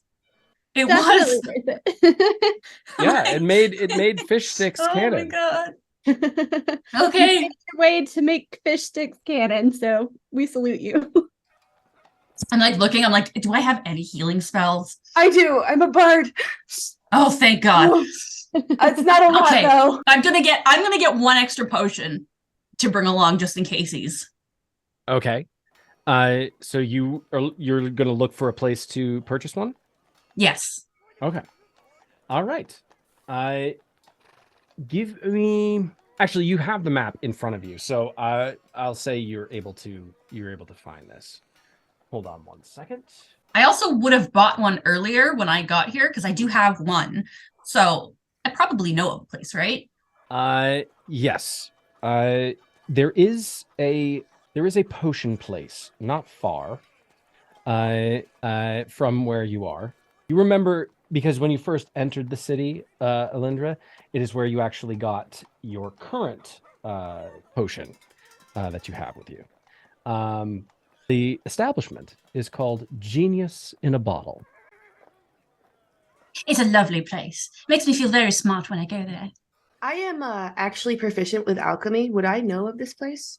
This is okay. So this is a place that I know. Okay. You haven't been everywhere in the city. In fact, given certain things, you have pretty much tried to stick to certain places and stay away from like large crowds a lot of the time, which is why going to the circus was kind of a big deal for you. You were given assurances by Lady Brigida that it would be okay. But yes, you do know that Genius in a Bottle is about 5 blocks south of you, and it is owned by a... Where is my... Why are... Too many tabs. It is owned by a minotaur named Groan. Sorry. A 12-year-old brain just kicked in right there. Would you like to accompany me or should I go on my own? I want to accompany. I don't see why we need to split up. I have nowhere else to be. I'm eating the third fish stick and giving the last one back to Kitty. Kitty immediately devours it voraciously, but also maintaining eye contact with you the entire time. This is your fate. Because you specifically, Elindra, saw before, you noticed that it doesn't line up with my mouth. I'm watching you eat it like, You can clearly see that I'm no longer trying to hide this with you. That I'm keeping the disguise up, but I'm trying to be as I'm trying not to be intimidating or scary. I'm trying, but as we are walking, there will be a moment where Elindra will reach out and just kind of touch one of those tentacles. It's slimy. And he physically just, because the thing is, when you touch a disguised self, it breaks the disguised self. Oh, shh. So, Whoopsie. where are you? Whoopsie. Were we walking in the streets at this point? Whoopsie doodles. No, wait. Disguise self, it's only, isn't that only if you, no, you can touch disguise self. You can touch, it's, if you take, I think you can, if you take an action to look at it, right? You can, hang on. Let's figure this out. Yeah, you can because touch I want to know if I Shit, are noticed you this. in? Clothes, armors, weapons. You look different to the spell ends. You can see one foot shorter. You can change your body type. It doesn't drop though. It's concentration. As long as you're The change wrought by the spell fail when it held to physical inspection. That doesn't mean that it fails for everybody. That means that if I touch you, I know it's fake. No, it says the spell fails. That's what it says. The entire spell? The entire spell fails. That's what it says. Oh, shit. You're fine. You're absolutely, you're cool. You're cool. Let's see what fucking happens. Curiosity. But I have disguise self at will. So as soon as it breaks, I would immediately bring it back. So it just depends on who's watching. I won't do that again. Sorry. Okay. So in the spell, I'm looking at its description. If you use this spell to appear thinner than you are, the hand of someone who reaches out to touch you would bump into you while it was seemingly still in midair. So the spell doesn't fail. It's just easy to look. I don't think it would be. So here's what would happen. It would be something that Elindra immediately notices. But it doesn't break. It doesn't. Changes wrought by this spell fail to hold up to physical inspection. So what happens? Physical would see that. I think I got it. So you reach out and grab it. My tentacle is before the actual illusion starts. So you see the just the purple tentacle break as it comes back in. Yeah, it would be something that like I would notice, but if no one else is paying attention, they wouldn't notice that. Kitty notices because Kitty has been watching Dr. Monoval this entire time. Kitty notices. that's actually why I was rolling. You're holding my tentacle. I look at you. I go, I swear I will explain. Oh my gosh, guys. I don't think I noticed at all. I think I'm forward. Kitty's looking behind. Elindra, I'm about to send you something. Oh, fuck. Okay.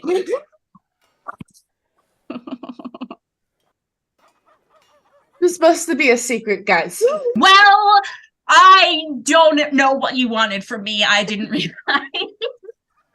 Elindra is not good at keeping anybody else's secrets but her own. Clearly. It's just very curious. I love it. No, it's very authentic to the character. And it's like Monoval's just like, damn it. It was just there, and I had to touch it, and it's a little slimier than I thought it would be. That is what she said. Oh, Dr. Monoval, I think perhaps that you should wait outside when we get there. Oh, okay. You can see that his entire demeanor has like changed here, and he steps to give space with you. I will step closer and then just kind of look at you and be like, if you cannot trust me in civilized manners, we will not be able to work together. Okay, would you mind speaking in my head? And I speak in your head. I say that specifically. I speak in your head. Oh, okay, well, that's very good. If you go into the store, it will take away your disguise. Ah! And I move closer. Understood. And I say that out loud. Yes. Understood. Yes, okay. Everything's well then. Good, yes. So poor Kalisa's just like kind of hearing half a conversation here. Kalisa, are you paying any attention, or are you fully just like involved with giving Kitty scritches at this point? As far as I'm aware, everything is cool. We're going into a new place. We're getting some new stuff. So I have no idea what's going on, but Kitty is very aware. And so I kind of feel that Kitty has changed demeanors, and I catch the very last bit of that. Okay. As you guys make your way the 5 blocks, at this point, it is starting to approach evening, and the sun is beginning to make its slow descent in the sky. As you see the streets becoming a little less busy, people are beginning to return to their homes. You hear the different, shops beginning to close up for the evening. It seems to be that it's around 5 o'clock in the city. You do make it all the way, though, to Genius in a Bottle. Just as a very, very tall Minotaur is stepping out. He just looks around. Oh, wait, Crane, wait. Yeah. Elindra. No. Oh, okay. Sorry. Yes, Elindra. Yeah. Yes. You got that one potion from me a couple days ago. Did you need something else? Might I have another? I found I hurt myself quite badly, so I do need another. Oh, well, let me see. Hold on one second. As you can see, I was about to close up shop for the evening, but Your gold is good. So let me just quickly pop off into the back. Is there anything else that you lot require? Look at the others. Anything? I am broke. Potion. She gave all the money or he gave all the money to a fishmonger. Some fish sticks. They're a little strong. I'll take some potions. Yes. So I have 2 potions of healing, 1 potion of greater healing, and 1 superior healing potion. I'll take it all. That is a sizable chunk of change. Let me write up a receipt for you, and I will bring the lot. Hold on 1 second. Turn to Elindra and say, "You got this, right?" I have 40 golds worth of it. Okay. I'm like looking at hearing like, this what brief, can I do hearing here? this brief exchange. I'm sorry. You did say that you only had 40 gold. Yes, I did. Sadly, that won't only be enough for 1 healing potion. Yes. Oh, fine. I'll pay for my own. I'll take a healing potion. So, 2 healing potions then. Yep. I'll be right back. And his giant frame just goes back inside. The door is smaller than he is for some reason. You hear him sort of thump into the back room, and there's a clinking of different glasses and vials, and he returns with 2 round healing potions. Thank you. You are a gem. I'll pay him. All right. I kind of try to see who's taller, and I puff out my chest a little bit, and then I hand him my gold. Okay. He takes the gold as he sort of regards you curiously, and then he hands you your health potions. Is there a vibe there? Is he making? I got Googles. Hey, what's up? Is there a ring on the finger? Oh, We need to know the deets. If you would like to ask him, you're more than. I was hoping maybe I could. I just like. Is there like a prolonged look? Like, is he making googly eyes? Is Grown googly eyeing Elindra? She's very attractive, isn't she? I'm talking about Miss Goliath over there. Kalisa. Yeah, because Oh. they're going eye to eye. She puffed out her chest immediately. Yeah, Because she's very attractive, isn't she? She's single, I think. It's he regards the height measuring in this moment. It's not entirely sure if he necessarily finds Kalisa comely or attractive. He is just sort of noticing that she's like measuring him right now. Yes, she is. In Elindra's mind, because I rolled a nat 1 on this, I believe that they are going to mate. I do not keep composure. You just hear that high. He hears this. Your health potion.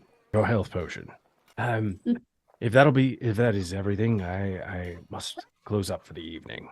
Good night, sir. All right. Best of luck to you and whatever other adventures you have, Elindra, and you. And he gestures to you, Kalisa, and he notices the little cat, and he's like, oh. His eyes narrow at the cat, and he takes a very, very large hand. Do you mind if I pet your cat? Elindra, he is a cat person. He's perfect for her. He wants to pet your my kitty. kitty. Yes. I'm still trying to flirt. You're consenting to him petting your kitty? Your kitty? Okay. It depends. He very gently Very puts strong his fingers? hand puts his hand behind Kitty's left ear. And he begins to just very rhythmically, but he's staring directly into Kitty's eyes. And Kitty's eyes do that thing where suddenly the black portion of the eye expands, and suddenly the gold and the yellow sort of become much smaller. Is this similar to how when I was connected to the cat? Like, as someone who's psionic in nature. As you sort of give me a perception check. I would love to. Of I course, lean into Kalisa and I'm like, can I come to your wedding? Actually, that's 19. So, couple things that you notice. You notice that the other hand, that the Minotaur has behind his back. And you see that there is something hanging by a chain. It looks to be some kind of holy symbol as he continues to scritch the... Do we know what type of holy symbol? It looks to belong... hold on one second. It looks to belong to the dragon god Bahamut. That's Not much love for Bahamut here right now, is there? You're saying this out loud? Mm-hmm.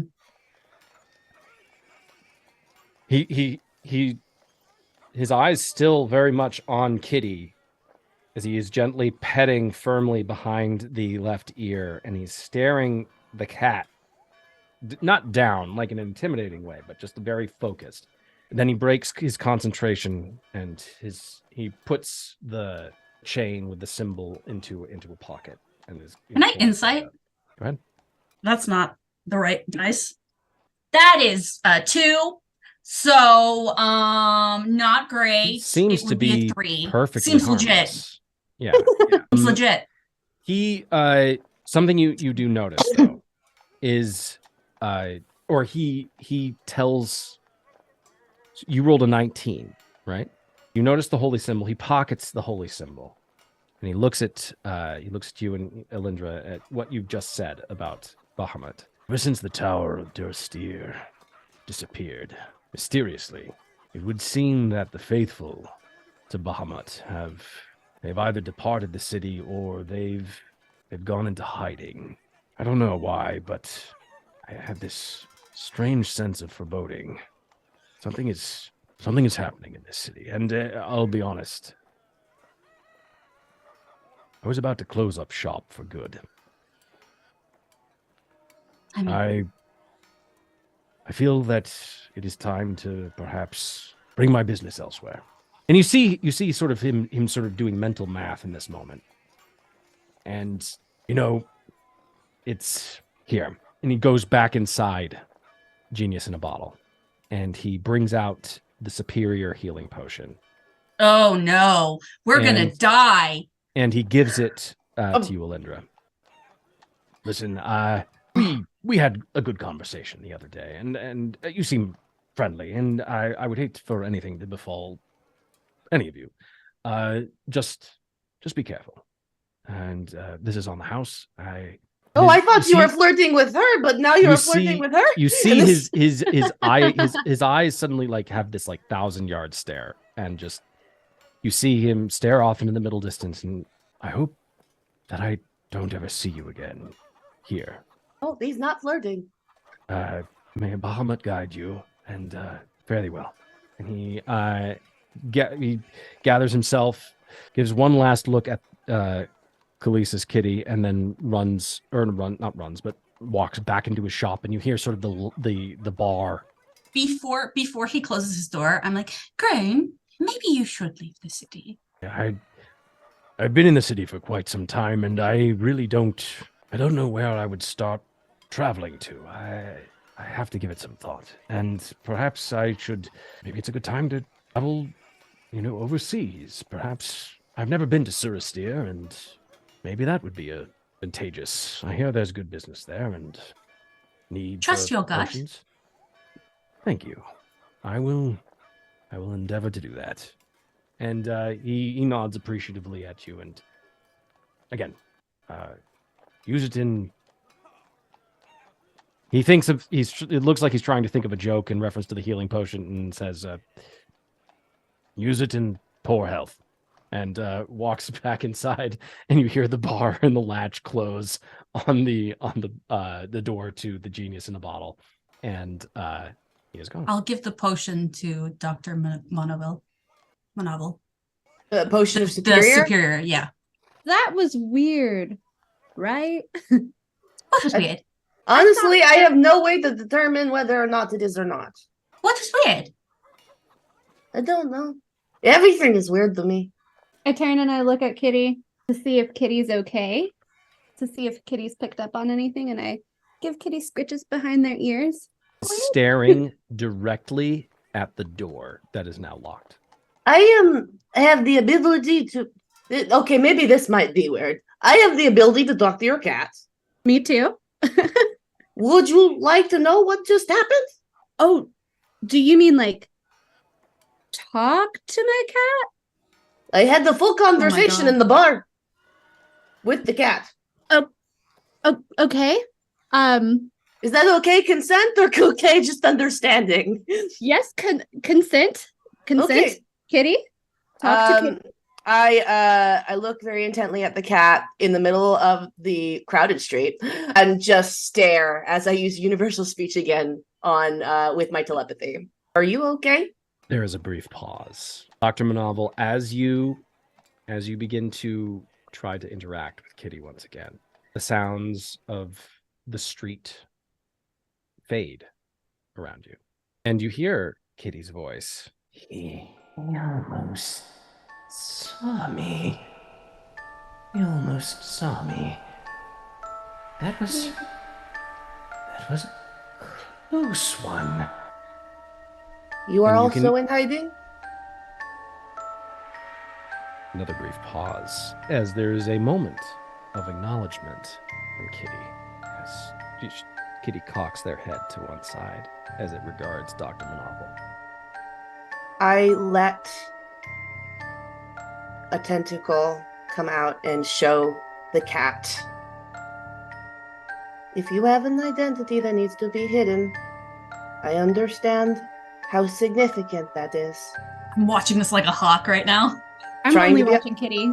Kitty does not seem the least bit disturbed by the fact that you just let loose a tentacle. Oh, you have to say it like that! What was that? Why would you say it like that? Like what? Let the tentacle loose. What? We're 12. We're 12. Okay, 12. we're 12. And Oh, okay. Oh, okay. Yeah. Yes. Yeah. posing over here, just like boom. As you revealed your appendage, Oh my god. it makes it worse. It makes it worse. It makes it worse. Oh my god. Meanwhile, Kalisa's over here. She's like, I can't. She had to like actually take a break there. Everything's fine. Yeah. She does not, or Kitty does not seem to be the least bit phased by this revelation. Trying to have this very serious conversation with this cat. There's your first problem. Listen, I've already said that you're going to protect her, so I will hold you to that promise.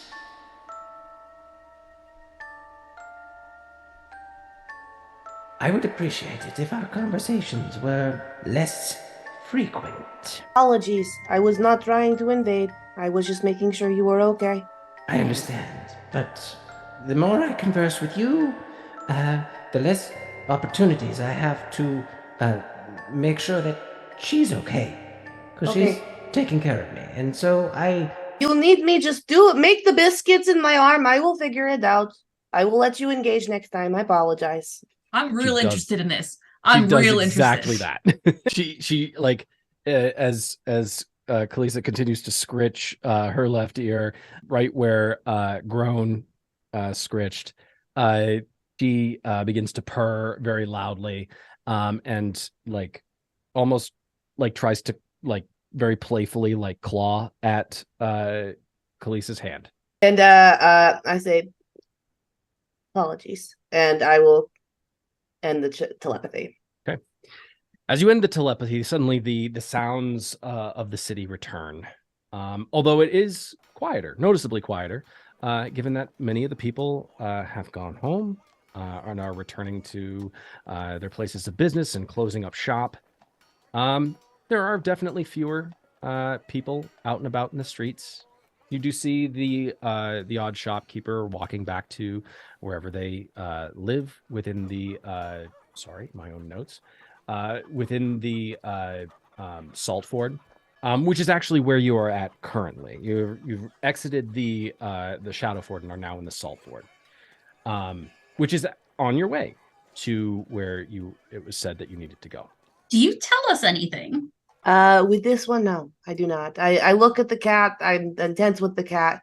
And I look at you and I just kind of, I don't say anything, but I just kind of like nod, like something's up, but I don't think that she knows. And I think that we need to talk when it's not, there's people not around. And actually, I can just say it in your head. So you can, yeah. And I realized I can message you.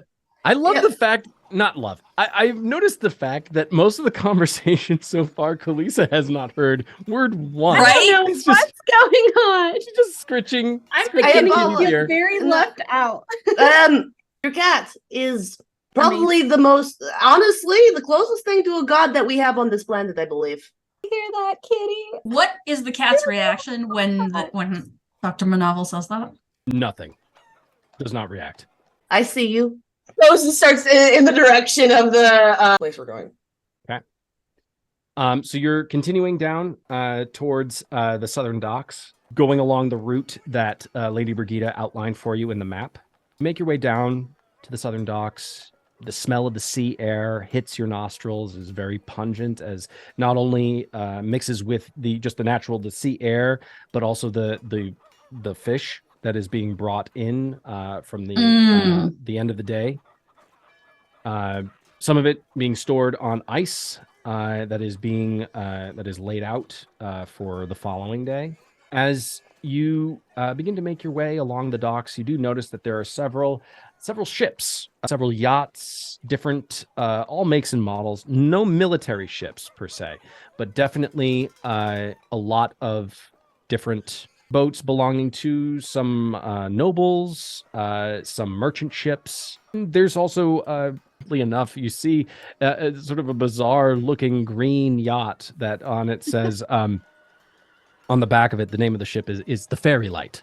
And you see hanging from the back of it, this banner that says, "Just Married." I love everything about this.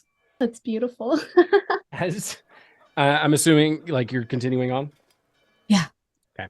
As you begin to make your way past all of these different ships, again, the hustle and bustle is beginning to die down. Many of the crew of these ships are either making their way into the salt fort, or they're going back aboard the ship and going below deck after having secured and battened down the hatches, etc. You begin to make your way up towards the bridge that crosses over from Merkden into the easternmost portion of the Starriness district. At this point, as you begin to make your way across the bridge, you do see off to your left the massive cathedral. You see the top of it, at least, but it is a massive domed temple with a crystalline spire that pierces through the center of it, that looks to house this shard of lightning that begins to like careen inside the crystal. And you know it to be the Temple of Talos. As you begin to make your way through this easternmost portion of the Starriness district, you do see it's a visible change in architecture as it moves from the Starriness district, which is considered the holy of holies of not only Ashcaleen, but Nimrion at large, as it is very much dedicated to the many different gods that exist within the Pantheon. And as you begin to make your way a little bit further east, suddenly the architecture changes to very opulent, very ornate, different pieces from all over the kingdom that are suddenly displayed in front of you. All of these different houses and mansions that you are entering the area around Winterhold's Keep, where the nobles live. I need Kalisa, I need you to give me a perception check. Oh dear. Dice don't let me down. The dice let me down. I got an 8. Oh no. Oh no. Kalisa, you and the rest of the party begin to make your way into the Winterhold's Keep area, the district where the ruling class house themselves. And unfortunately, for you, you notice it too late, as suddenly you see two, what looks to be, as the road begins to narrow, you see a guard post with 2 Red Guard who appear to be stationed. And you see one of the Red Guard immediately with his very large glaive step out from the guard post. He is dressed in a much more ornate red armor than the other Red Guard that you've seen just sort of wandering the city on their patrols. This Red Guard looks to be a little bit more, I guess, dangerous, is one of the best ways to describe it. Oi, who goes there? What brings you? And he sort of looks at every single one of you, and he looks at Elindra, but then he looks at Kalisa and sees just a massive woman. And he looks at, what brings you lot in this area? I don't know if you're supposed to be here. Friendship. It's I'm the sorry? Magic of friendship. Friendship. magic You hear? of, magic of friendship. Magic of friendship. I have some of the nobles. They have asked me to help them with their teeth. I am Dr. Monoval. we Help- have help friends with in the high teeth? places. I am a dentist. I clean their teeth and make them look pretty. What is it? You know, the nobles, they like, they have to be all pretty. They spend money. I take money. I clean teeth. I'm, You- Oh my God. I'm not familiar with that type of magic. You- It's not magic. You're not a noble. Sorry, love, no. At At this point, the other guard also. I'm sorry. exits. The other guards understood the drill when it came to dentists. We haven't heard anything about you, lot. Also, I like, prestidigitize- why? I understand. his pants and make him poop his pants. What? This Um, just You can spiraled clean out or of soil control. anything. So he's poopy his pants. It doesn't seem that this guard notices the literal shit stain that now is on his pants, but the guard who's walking up from his guard post is coming up behind and says, Gabe, buddy, Do you smell that? do you? I And you can hear I- this sort of this whisper that happens. And he's, did you have an accident? And by the way, What are I you talking about? prestidigitize the Silas, smell as well. Oh God. What do you? Oh my Oh my! God! God's what in the Oh my nine hell? goodness! Silas, Oh, did God. you seriously? Oh, I look at Elindra and I say, we've been here for at least 4 hours. But I mean, Gods, man, you could have Have you had told an me. accident? Listen, you lot, you my stay right here. goodness. You stay right here. Do not move. Excuse it's us. really Both of them, Embarrassing for you. I'm gonna move. both of them immediately like retreat into the guard post, and they're there for 5 minutes. Run! And we're gonna run. We're gonna walk briskly away. I'm gonna I say, wa- give me a stealth check. yeah, I think I walk right in. I'm gonna walk briskly. Okay. You know what's really uh, sad? The smell that you made, his breath was worth. Okay, well, that would be an 18. 18. Okay. Yes. Do I have something for myself? I Please rolled tell a me. 2. Oh my lord. Kalisa rolled a 2. You rolled a. Wait. So wait a minute. So you only have a. Did you roll a 2 or did you roll a? Oh you rolled a no. 1. I also rolled a nat 1. I got a 6. When I say I'm walking in very confidently. Like, well, they left us. I'm going in. As We're very unbothered. I know. I feel like you stay here. Immediately walks away without. It actually isn't stealth at all. It's just me walking in. Two as nat you ones. as you What are try the to make chances? your way past this one particular checkpoint, you see one of the guards, who you believe his name is Silas. He just pokes. Hey! We are very late. I What? don't. I Shouldn't you be don't helping your get- friend? He And- does seem to have pooped himself. So I actually do have. I still have gold on me. I flip a gold to him. Do we How not want dare any you? I don't want any trouble with you, Do my you friend. know what you're trying to bribe a bribe- government I'm- official? Oh, you are being a little bit. Give no me rules? a persuasion check. I have silver tongue, which means that no matter what, I rolled a 10. Or if I rolled anything lower than 10, I got at least a 10. You still add your persuasion to that. Yes, I do. just- yeah. So my persuasion is a +5. I rolled a 17. That is a 22. Silas, still very perturbed by the fact that you're trying to slip past. But Gabe also sticks his head out. You see him without his bottom layers. No. Without his bottom layers, and just sort of like holding his bits to the side. Just this normal. I start making a noise. I start making racket. I feel like this is unprofessional. Take the gold. Take the gold. Obviously, they have some business. It's a dentist. I mean, honestly. I thought you didn't know what a dentist was. I'm insulted now. They tell me it's a dentist. I don't know what that is. Are you waving your hand around like that? Something involving Elindra, something involving teeth. Well, how much longer they be? Elindra, I hold my hand to you, and you feel it's sticky mucus. I go, they're letting us go. Just let's go.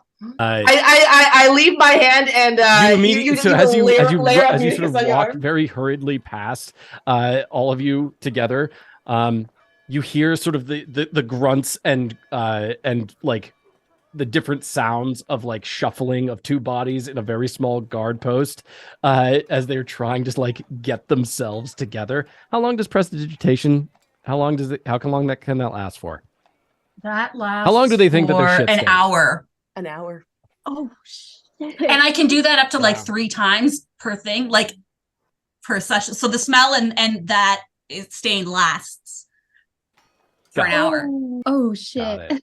Okay, literally. So they're working on trying to get shit off of their armor and off their pants for like an hour. A little bit of poopies. It's just a little. I let it go. I'll let it drop when we're out of the way. I'll just say there is a brief moment during the hour of them trying to clean where Silas turns to Gabe and says, "What are the odds, mate? What are the odds? The two of us, same time, shit ourselves, soil ourselves." And Gabe just like, "I don't know, man. It's a mystery." Same time. That's hilarious. As you begin to make your way through into the governor's mansion area, again, the further you get in, the more opulent the homes appear. And you begin to see these massive stables that have all manner of very regal, proud-looking horses. You also see this other... not really a stable. I'm trying to remember the name for it, but it's a place where you house an aviary, a place where you house different kinds of birds. And these are specifically birds of prey that would be used for hawking, like hawks. During the many different events, the hunting events that the nobles would engage in. After you move a couple blocks, though, you do notice this very long set of stairs that descends down the seawall and makes its way towards where you know Ilfang prison to be. How are we going to do this? As we're, I think we're kind of taking the long way. Monoval's kind of, we're going block kind of sideways. He's looking for areas that low population, big sewer grate. Okay. So the entryway that was described to you by Lady Brigida is clearly marked on the map.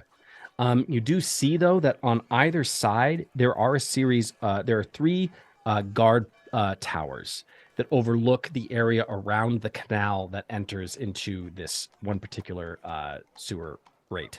Beautiful. Could I do a around this and kind of try and get a look to see if they're rotating, if there's an actual, like, timing wise, a good time to get in there where like lights are not facing, stuff along those lines? Give me a perception check. I would love to. Novel is on it. He's looking.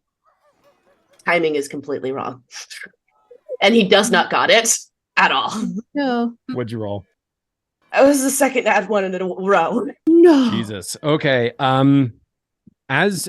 As Doctor looks Before we go in, at the different guard posts, you get slightly distracted by several of the seabirds that are just sort of floating, and then as the seabirds are hovering up above you, you do see, and you cast your eyes even further past that, and you see floating in the sky above Ilfang prison series of a fleet of what looks to be the beginnings of a fleet of sky ships.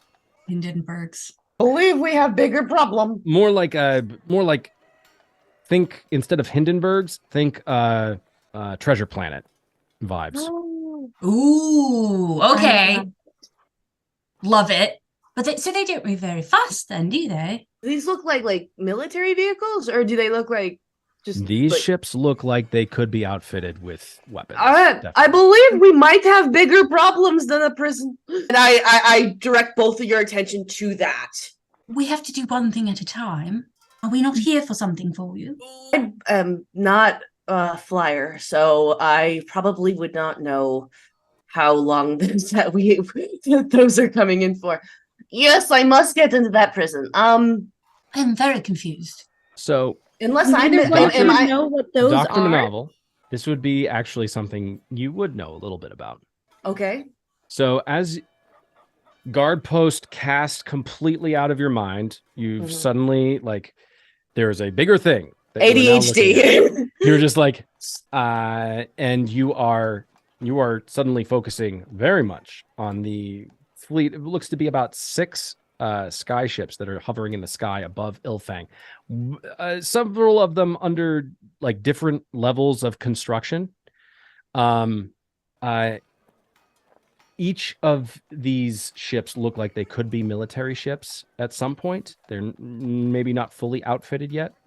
And you do see that several of them have these towers that are sort of rising up out of the ground and are transferring workers that go up to the level of the sky ship. Okay, I was misinterpreting. I thought that because we just had a Minotaur that was saying the end is near. I was like, oh my god, we are about to get invaded. Oh no, That's this is not an enemy. This isn't new. Enemy fleet. This is not a new thing. This is not a new occurrence. This is something that has been happening on the North Docks for quite some time. All right, misunderstood that. Well, we have an exit. Sorry, take that back then, because I probably wouldn't have reacted like that. I messed that one up. And I look, that might be an exit. If anything I need goes each wrong. of you to give me a perception check. 15. I got an 18. Oh, yeah. Kalisa, as you see Dr. Monoval pointing you in the direction of this sort of fleet of, pre-finished sky ships, you suddenly see standing right next to you, what appears to be a 12-year-old boy. He's also looking at the sky ships above. He's looking at you, sees how tall you are. Like, wow, ma'am, you are rather tall. Thank you. Those are pretty cool, aren't they? I've never seen them before. What are they? Well, those are sky skips up there. Huh. I personally, I have one. I have one myself. You have one? Yeah. Oh, I'm sorry. Yeah. And you notice that this 12-year-old boy looks to be No.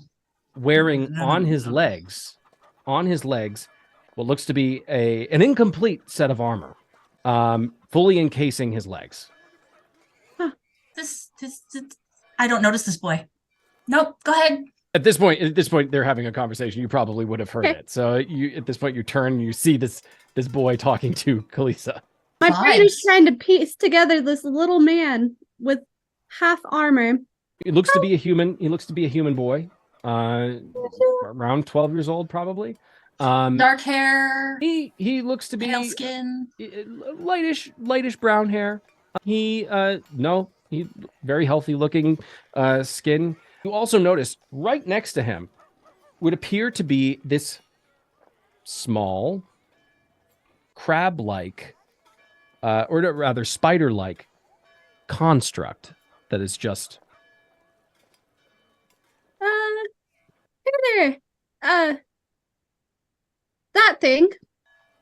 Is that yours? Oh yeah, I made him. I'm sorry. It was rude of me to just sneak up on you like that. My name is Diggory. Hi, Diggory. It's nice to meet you.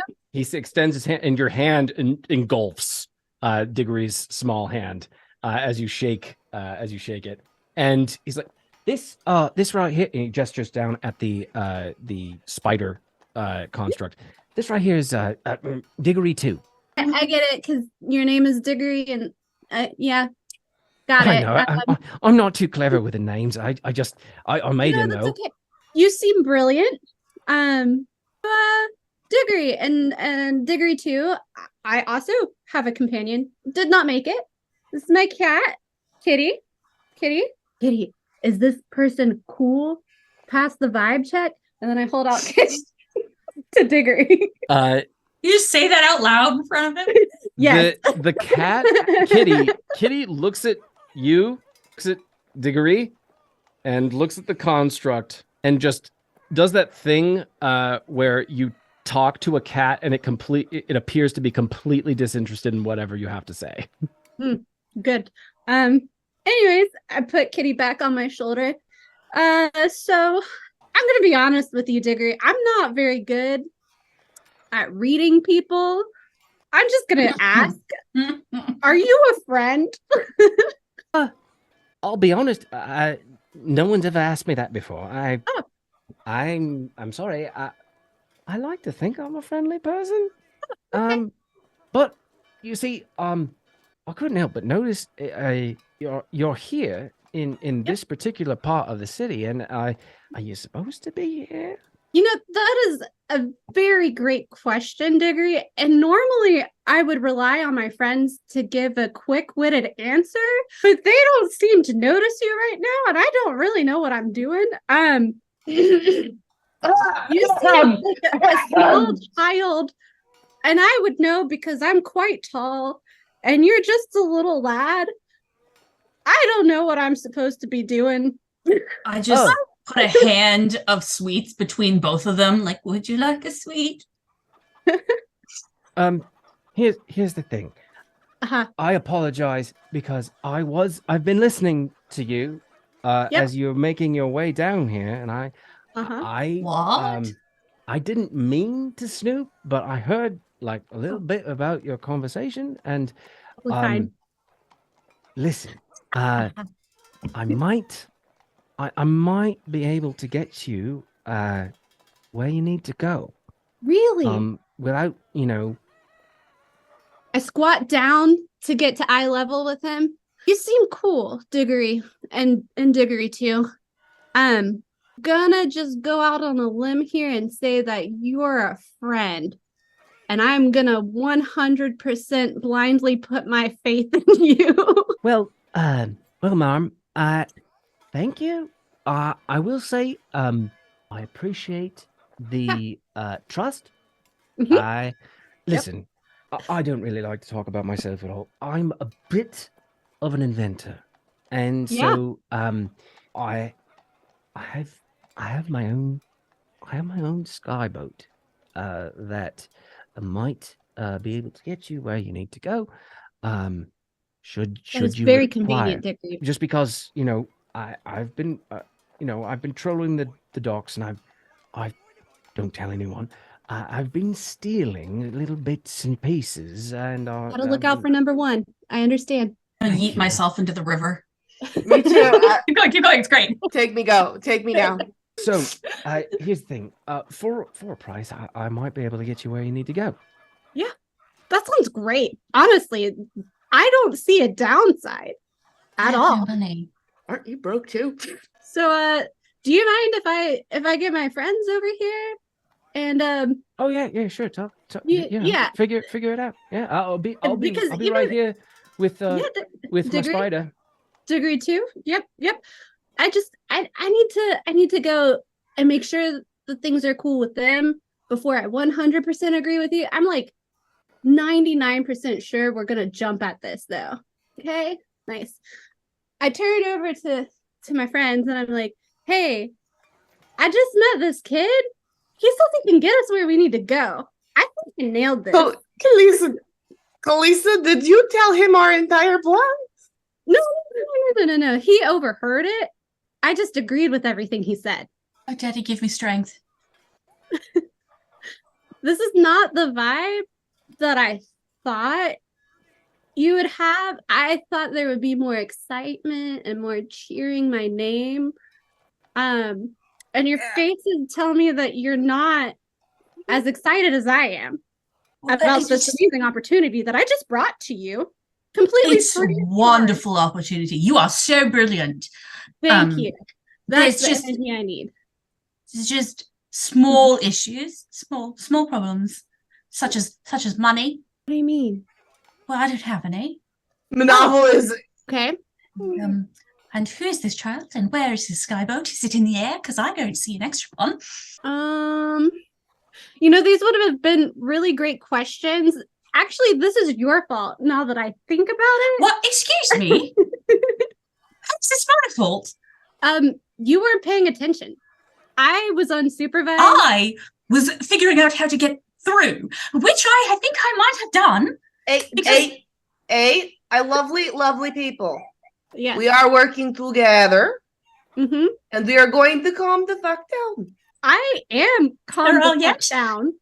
Excuse me? DM, I would like to use my ability. DM me which one you're talking about? The calm emotions. Oh. With my psionic, my pad, so an aura around you guys. If you want to go against the DC, you're more than welcome to, but it's a calm emotion spell. And it's intelligence instead of charisma. Or wisdom. Wisdom? I will roll. No, it's an intelligence saving throw instead of a wisdom. I actually have +4 because of my I feel so calm. Elindra, suddenly you are nothing could go wrong. You are wading in a sea of calm. Everything is wonderful. You feel at peace with the world. You suddenly feel aligned. Your chakras are perfect. This could not be better. Yeah, everything sounds like it's coming up gravy for everyone. I believe in your instinct, my friend. With a being such as yours, obviously your judgment must be pure. And I look at this gnome. How much are this human short child? Sorry, I look around her. Oh, you're looking at Diggory. Here's the thing.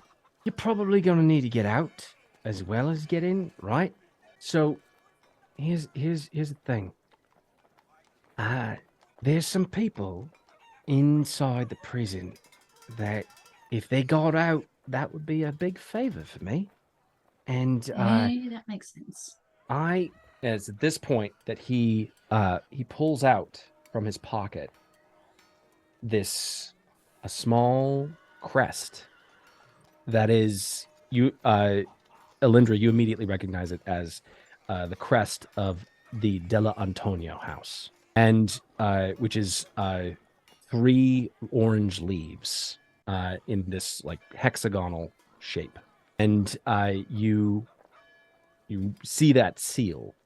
He says, "My father's a member of the resistance, and I could really use help." Right. We were already put that away, and he blurts it out. Oh, we were already going to let them out anyway. That was why we were going in the first place. Oh, really? Yes. You're going to Lady Brigitte said that. Yo. She had an ally that could get us in, and she didn't give us contact. Service here sucks. Well, this child. Child. I'm sorry. My father he gave me this seal and told me I'm like putting it back in his pocket.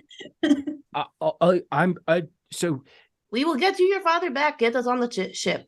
Okay. Well, who's your father? That is a good idea. His name is Sir Alex Watsford. Alexander. Alex. Wattsford. Wattsford. Got it. Thank you. Right. He is a knight who there is a mansion north of the city that's where we call home, but we came into the city because I needed tools for, and he gestures towards his legs, which you notice are completely armored, encased his legs. And it's at this point that you notice that there are three on each leg. There are three blue crystals that seem to be housed inside a cylinder that is on each part of his leg. And it would appear that these armor pieces on his leg is the thing that is enabling him to walk. So we came here into the city for tools that I needed because I had to make an adjustment on my legs. And so at the same time, I managed to make off with, once everything went pear-shaped, I made off with, I guess, a prototype skiff that I'm currently keeping hidden in one of the garages of one of the governor's mansions. And I've been keeping it hidden and modifying it, and I was able to make it so that it is more stealthy, less detectable, which I think might be advantageous to you. I really just need help. You need it not to squeak? Sorry? You need it not to squeak? No. You need us to get your father. Yes. Father? No, you don't have to worry about the child. We will go get the father. I was already planning on it. Yeah, you should not go in there. You were tiny and frail. Oh, I can hold my own. I also have to pilot the ship myself. You are very impressive for your age. You are what? Adult? Young adult? No, I'm really smart. Child. Do you not know what a child is? Shut up. Okay. He's Very calmly. Right. Small equal child in book. His legs.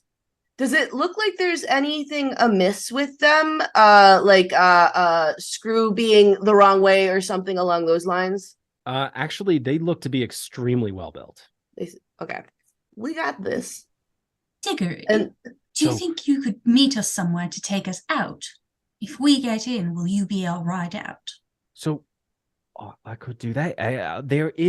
There are fewer guard posts on the northern side of the prison. If you were to make your way that way, I could definitely see about getting you out. Then I feel like we could definitely see about getting your father out. And honestly, getting you will help us because we need more than just your father anyway. There's 6 others. So just so you know, this is this is a lot of responsibility for you. 6 others? But Lady Brigitte. What about the lady? There were seven in total rebels captured. Okay.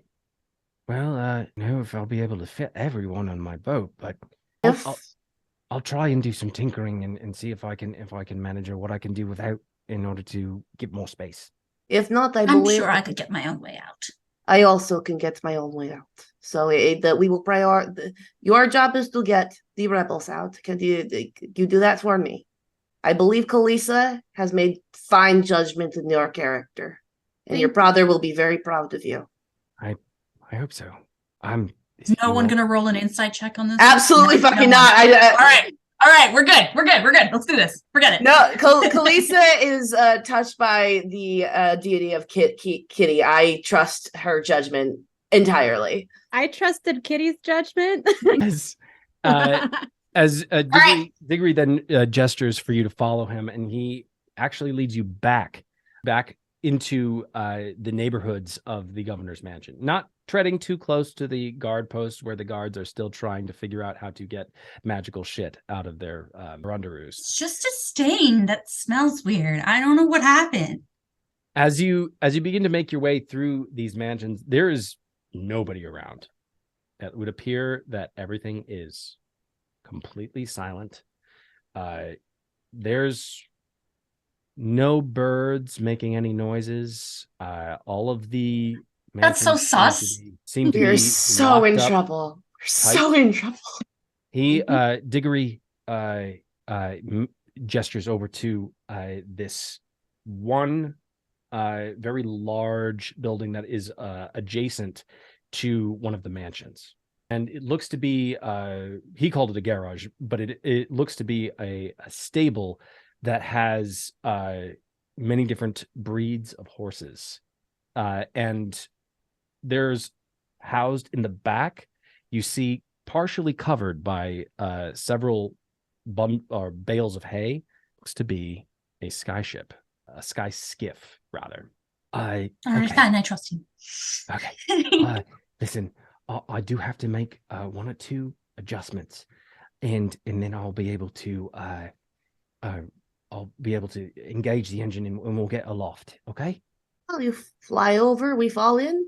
Oh, I don't think that'll be anything to worry about. I'm fairly good at piloting. I'm not really worried. We should be we should be good. We should be fine. Yes. Anyway, I'm gonna go over here and Diggory 2, come on. And he gestures to the spider, which is just sort of follows him back behind one portion of the sky skiff, and he begins to pull out tools and make adjustments to this very large metallic. It's an engine that's sort of hanging off the back of this one small skiff. I need each of you to give me perception checks. If it's okay, I actually have proficiency with tinkering tools, and I also have mending. Would I be able to help him while they're planning, or to try and give him advantage to whatever the heck he's doing? I trust this guy, and if I'm able to do it. I will say yes, you can do that. Because of your prior experience, I'll say yeah, you could definitely do that. 23. You rolled a 23. Elindra, Kalisa? I rolled, what did I roll? I rolled a 17. 17 and a 23. Okay. Dr. Monoval, as you make your way down toward, you get right alongside Diggory. He said, "Oh, do you want to help?" And he sort of looks at you, and he sees sort of like this knowing look, sort of a look of it. I know my way. You are trying to elongate while also keeping your speed. I understand. Okay, so the trajectory, it will need to be a little bit flatter on the bottom, I believe. And he goes on his hoverboard under, and he's pointing out things that he knows from his past experience that would help in this matter. Okay. Degree just sort of nods in sort of like astonishment. This very odd looking man suddenly glides under his boat and is sort of lost to sight for a brief moment, and you hear the sounds of tinkering, but also the sound of tiny pieces of metal being reworked into different configurations. On a 23, Elindra, you are standing fairly close to the boat. You and Kalisa both are standing close to the boat. You hear outside of this particular large stable, you hear the sound, this weird clicking sound that seems to be almost like a sucking. And Elindra would probably put that together. Vibes. Elindra, the sound immediately makes your hairs on the back of your neck suddenly stand up. Kalisa, it is not a sound you are familiar with, but it is definitely different than any of the other sounds or lack of sounds that exist currently in your environment. The only sound right now that is immediately apparent to you is the sound of Monoval and Diggory's tinkering. Hand me the screwdriver. Shut up. Shut up. Shut up. I message you in your head, and I say, I think we're in trouble. What? And I message you. Out of conversation again. Because you're right beside me and I can grab you. He's further away. I said, then handle it, as I continue to help, not thinking this is urgent. I think there's something a little undead outside. Did you say undead? Yes, I did. I'm just going to say this right now. Elindra, her accent is Mary Poppins. Yes, it is. I was thinking the same exact thing. Just like I've been thinking it this whole time, Me and too. I'm immediate. Just trust everything. It's perfectly fine. yeah, no wonder everyone's trusting Elindra is because she sounds like Mary Poppins. I mean, we stand Mary Just a Poppins. little undead. And possibly killing someone as we speak. I'm sorry. This is a lot to process right now. Would you like a moment? Undead possibly killing someone outside. How many? I only hear one sucking noise. That's what that is? Yes, I think something's drinking blood, and we probably don't have that much time. Is this something that we could handle with Kitty, maybe? Why not? Time to finish this, because this seems a little bit important to me, right? That they finish that. Can we handle this on our own? I feel like we should definitely walk and talk about this. Oh, yeah, I'm following you. I don't. Wonderful. Undead. Oh, it's awesome. Let's take a little peek, shall we? Yes, obviously. Look at the way. Okay. So you guys are taking a look outside. Mhm. Yep. Okay. So on a 23 and on a 17? Mhm. Okay. Elindra, the sight that greets your eyes instantly cools you. Saps whatever innate fire that might exist. Ooh. As you look outside, you see at first what appears to be a detachment of Red Guard that is moving through. But if I might borrow the words of the bard, with one of the Red Guard wearing the pauldron that signifies captaincy. He has leashed in like hounds what appear to be two humanoid, gaunt, pale people, but they look completely like their skin is almost translucent. Their eyes are barely visible, as it seems like the skin is almost covered over their eyes. The only thing that exists currently on them is the maw of teeth at the center of their face. You hear the sound that they're making as they begin to move through these streets. And they seem to be almost tasting the air. Can I do something? They keep moving past you. Okay, thank God. They do not seem to immediately notice you. Okay. With those teeth, I feel like the dentist is best equipped for this problem.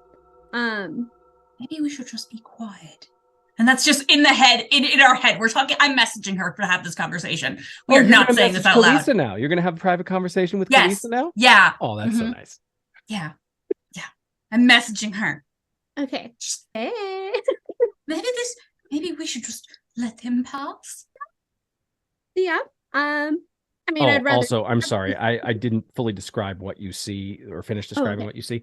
You see two of these hound creatures, which look to be gaunt, human in nature. You're not entirely sure what they are, but they appear to be leashed in by small chains that are held by this one taller Captain Redguard.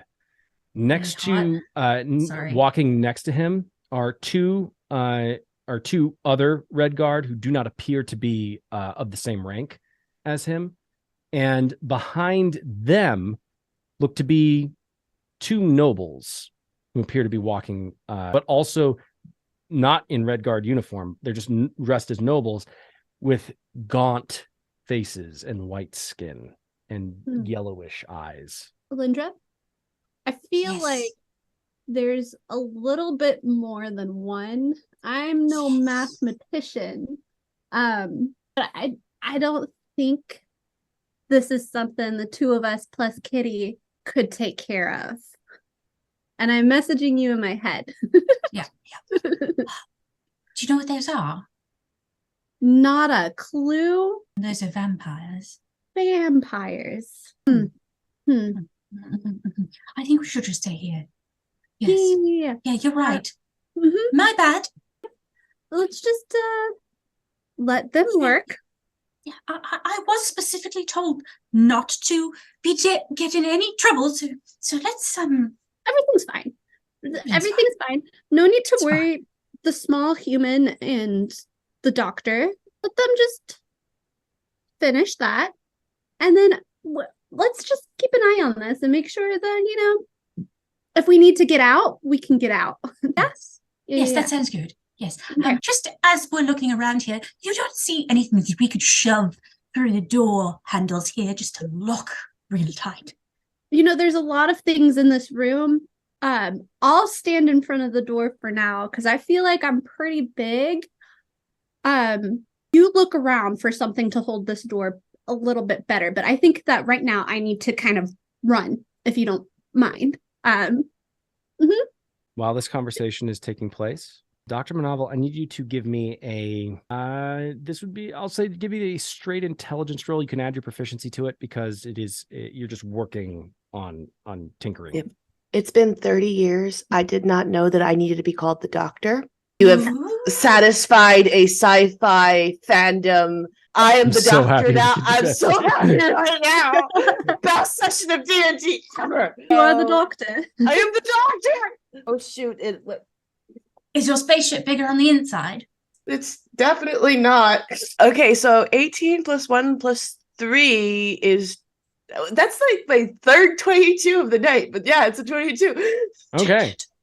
As you begin to tinker, you feel suddenly very much at home.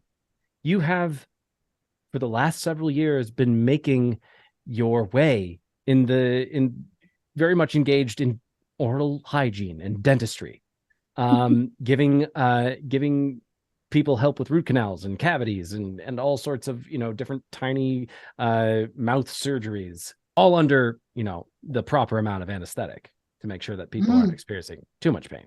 But you find in this moment that you are feeling very much at home, tinkering on some kind of flying craft. He's having a ball. He's going into with this little human that I'm blindly trusting because of a cat. I'm going through and I'm saying all the things that he could do to make this thing go faster, wider, possible. I'm talking about technology that is not on this plane. I don't like that you keep rolling that freaking dice.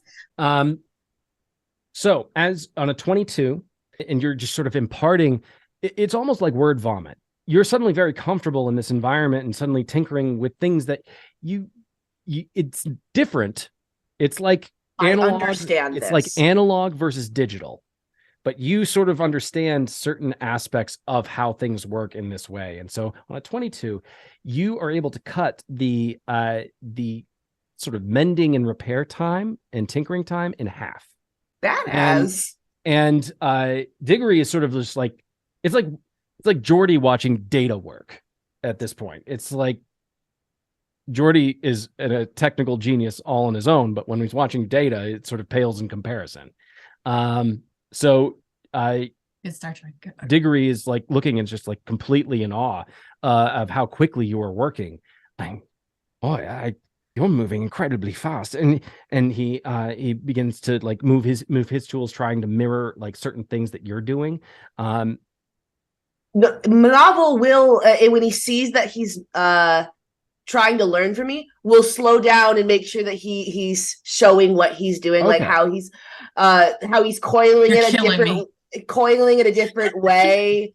To make it more efficient in the circuit to go better. Like he's really when Monoval is daddy, okay? Like let's be honest, like he is daddy. He tries. Like he's not a people person. He just knows that I trust this boy because of this cat. That's it. That's all. Stop rolling the dice.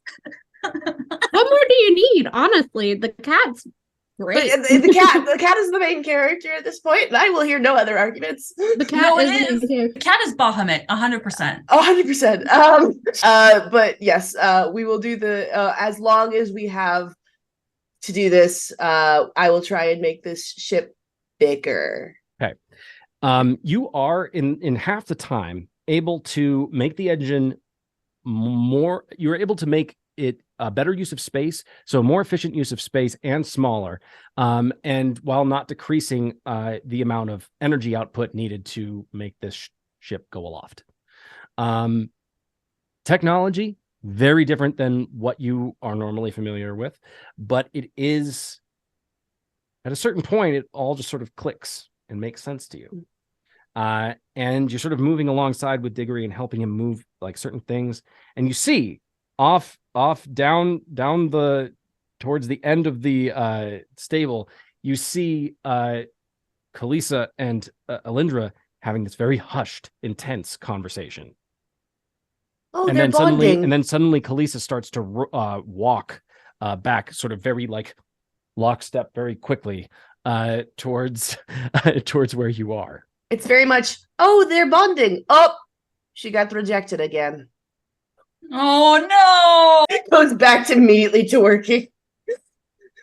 It is funny, like how many ships have sailed in this. It's been a roller coaster, huh? Yeah. Looking for love in all the wrong places. What can I say? I just don't understand people, so this is where this is coming from, guys. It's very much reading like a Rihanna song. You know, Kalisa found love in a hopeless place. I'll never let you down. I'm just saying. I'm trying to play. I will cherish it. Oh my god! I ship it. At this point, In though, the shipyard. Kalisa has made her way all the way back to Dr. Monoval, while Elindra has maintained her spot by the door. Yeah, I'm watching. I hand you a wrench. Okay, you can grab that up there. Uh-huh. How much longer do you think? Am I doing this right? Absolutely not, but it's a good effort. Thank you. So if I continue to do how much this, longer do I have? Hold on. No. You probably have about another 5 minutes worth of work. I'm almost done. okay. Great. Doing fantastic. I do that. Keep doing it, Okay. but maybe a little bit faster. Yeah? Okay, as long as you do this correctly this time, and I show you what I'm trying to get you to do. And Lisa, I'm I need you to give me a. It's going to be an intelligence check, but unless you have proficiency. 19 plus 4, baby. Oh! Smart barbarian! It's a smart barbarian! Yeah! That's a good teacher, okay? Wow! I got this. What else do you need me to do? Let's get out of here. Oh my god! Are you my companion? So I am the doctor! Yeah. Kalisa, you're under Dr. Monoval's close tutelage, we'll say, just pointing out where things need to go, just having that extra set of hands, very, very large hands. Your Kalisa is able to sort of rework certain things and hold things in place while Dr. Monoval and Diggory are also working feverishly. Sure enough, you guys are able to complete all of the different mendings and tinkerings that needed to be done with the engine. Elindra, I need you to give me another perception check. As I'm standing there, by the way, I've got little bits of like white flame coming out around my hands, just in case he's like I'm gearing up. That is an 18 plus my perception, was it? Yes. Plus 22. Okay. On a 22. Oh, you wanted to get the happy playlist with all the bunnies and sprinkles? Mm-hmm. I'm walking on sunshine. That's Actually, worse. we could use some right That's now. We could much use worse. some right now. What the? Everything's fine. This music, Everything is awesome. this Everything's music, cool. Elindra, just because you said it, it's like part of you is sort of very partially just peeking out from behind, looking out into the streets. Meanwhile, in your other hand, completely obscured from anyone outside, a portion of you wreathes around your hands, and this blue flame appears. You're not entirely sure whether it is just your nervousness, your anxiety, the idea that you might be discovered in some way by an enemy, or maybe it's the thrill, the idea that you might be able to just let loose just for a little bit. And you feel the heat in your hands. You just bring your fingers together, and then you clench your fist, and the flame disappears just for the briefest of seconds. Outside, you hear, and it would appear that based off of a 20, what was it? 22. On a 22, you see and hear the same clicking sounds first. You hear as these beings, these creatures, come around the corner. Once again, it seems like they're making a loop as it seems they're on some kind of patrol. And you see a captain, or what appear to be a captain. He's also looking up and around, tasting the air. And it's at this point we will take a break. As the flame returns back to where it usually resides, you see coming around the corner first what look to be these humanoid, at least how they're being used, these dog, chained in, leashed in, held, restrained by this very large, imposing, what appears to be a captain of the Red Guard, but there's something off about his face with yellowish eyes and pale, gaunt features. The other thing that you've noticed is that the ones dressed in noble garb appear to have twin wounds on their necks, fresh, dripping blood. All right. I know what we're all thinking. Oh, sorry. Elindra, you know why you're here. Mm-hmm. You know why you're here, and you know what you've been looking for. This seems to be checking some boxes. You haven't figured everything out yet, but this definitely is checking some boxes. Oh, okay. I'm not. Elindra kind of like looks over her shoulder at her little party and is like, I don't want to get them killed, though. And I will remain silent. I look at everybody and I try to make a bad joke.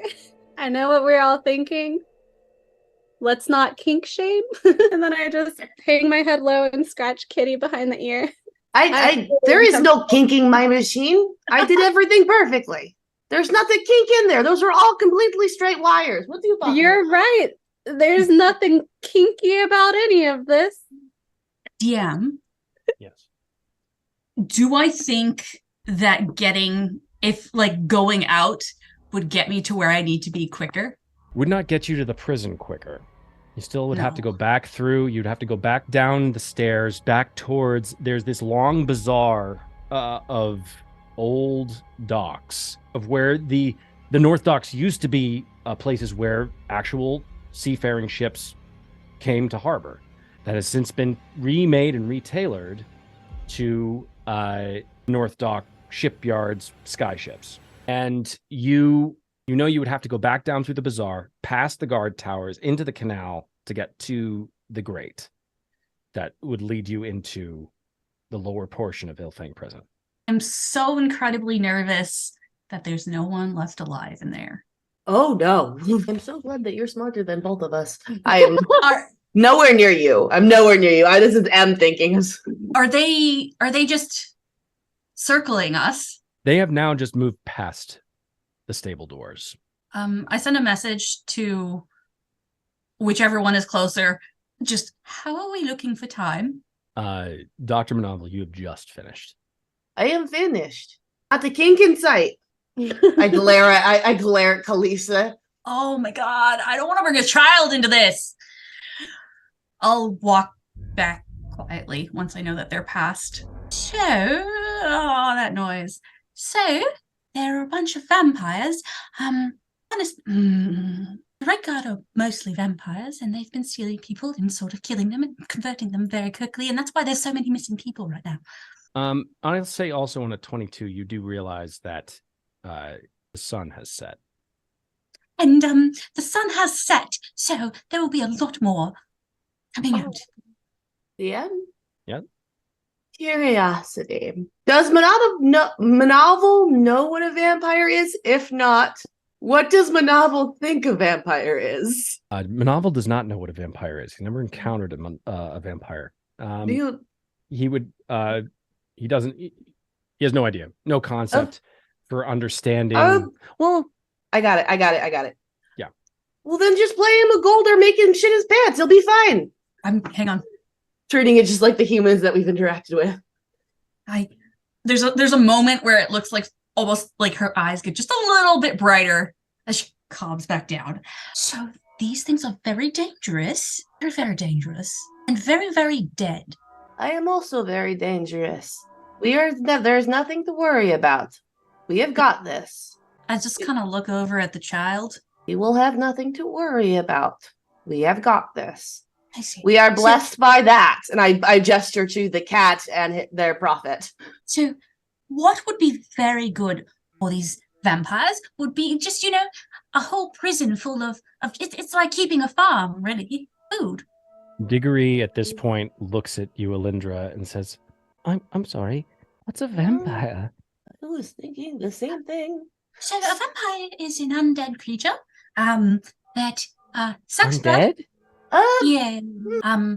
So it would look like us, but paler, or whoever has been killed, and they have very pointy teeth, and they're quite strong. And they can make more of them by sucking your blood. His father, I telepathic to you. The explanation of this looks like it is terrifying, Diggory. Yeah. I telepathic to you, and I go, his father's in there, maybe a little less detail. Yes, and his father may be dead. Yes, but we do not have to tell him that now. This is telepathic. This is not out loud. No, Okay. absolutely not. I do know better than to make the scared child more sad. I am charismatic. I just don't understand it. Okay, but you're not understanding is that we will be walking into that, and there's probably no one left. Then, how do we fight the vampires? And I say this out loud.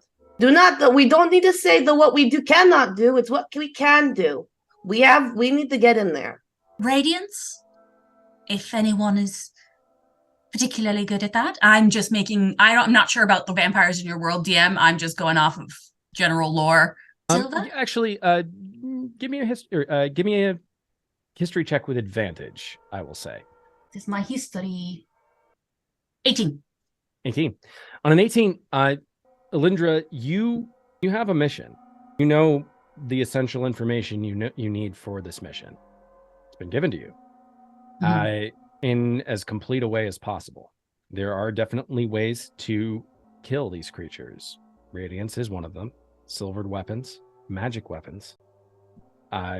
Non-magical weapons, they have a slight effect, but not nearly as powerful as magical ones.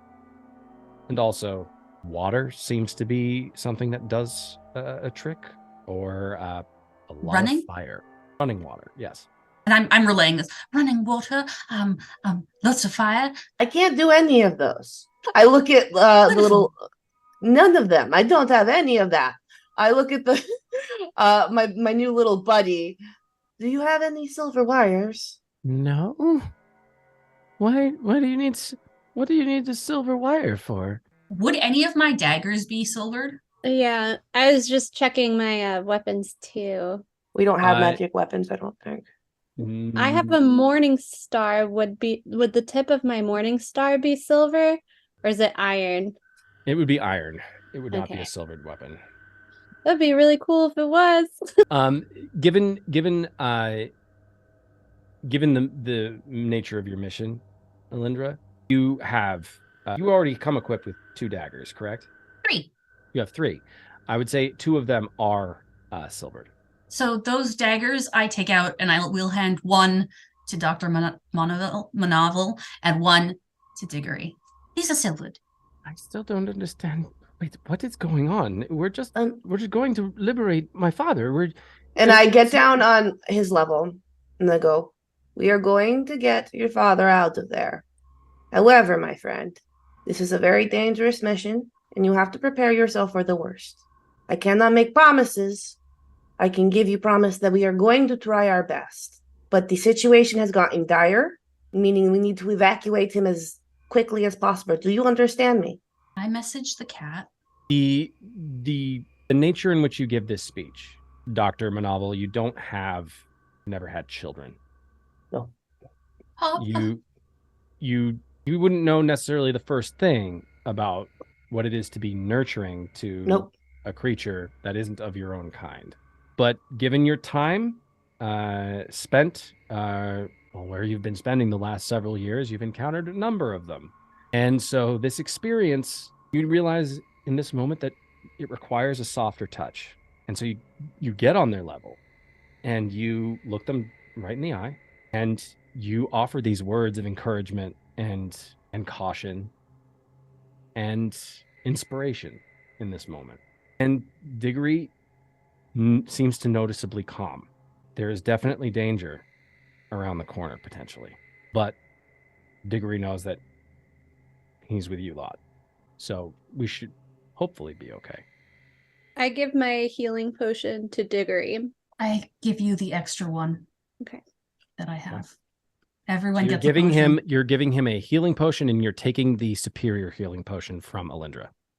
No, the superior healing potion is with the Monoval. doctor. I have 2 because I bought one that's right. beforehand. Okay. I will give that to her. That way we all have a healing potion, and the 2 people that don't have silvered weapons now have them. Got it. Okay. Beautiful. All right. All right. So then. Okay. Shall we get the move on? Okay. Yep. So you're so at this point, you are the plan is to fly the sky ship out of the stable, up, over, and to approach Ilfang Prison in a stealthily way. A question. I'm trying to picture it in my head, and I'm if we to go around along the bay, would we be able to get to that grate and then him go the long way around so that his ship it's less likely that his ship would be seen going north instead of over it? So you would, with the ship, you would actually be going on the north side of Winterhold's Keep. You'd be going down, and then you would be coming a little further south until you hit the canal. And then you would just basically run the canal all the way to the sewer grate. From what Diggory has told you, he has the ability of not necessarily cloaking his sky skiff, but definitely making it less visible or less noticeable. I believe we stick with the original plan. We go in through the sewers. We meet him in the north. I would agree. Okay. Everyone, all aboard. You've got this, and I pat him on the back just as Alan used to do to me, and I give him my first bardic inspiration. Yeah. Is that a D8? It's a D8 for the next 10 minutes. D8 for the next 10 minutes. I will hold that for the next 10 minutes. All right. And I message the cat before we go. Yes, you may. In the cat's head, in Infernal, I'm going to go with friend or foe. Cat.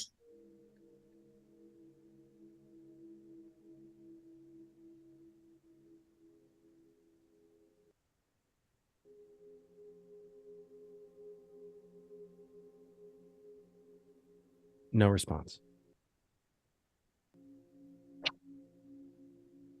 Continue. It's at this point that Diggory is, once everyone is aboard, you all sort of find a position that this is a fairly long ship. It looks like it could hold at this point maybe up to 8 people, but not any more than that. Diggory comes in to the tiller, and he begins to fiddle with a portion of his leg, and you see him produce what looks to be a cylinder of some kind, holding a blue crystal, pushes it into a slot that is dead center in the tiller, and pushing the slot in, or pushing the cylinder into the slot, suddenly there's a thrum as the engine, whatever energy that powers this sky skiff, suddenly thrums to life, and you feel there's a vibration in the deck beneath your feet, and it is an odd sensation as you feel the sky skiff very ever so slightly lift up off the ground. Oh, this is wonderful. Would one of you be able to open the stable doors? If we're within 5 feet, I can shove it. I'm sorry, Elindra, what were you saying? I can do a telekinetic shove within 5 feet of it. Oh, really? That would be very helpful. Thank you. he very, very carefully, he begins to pilot the ship up towards the stable door.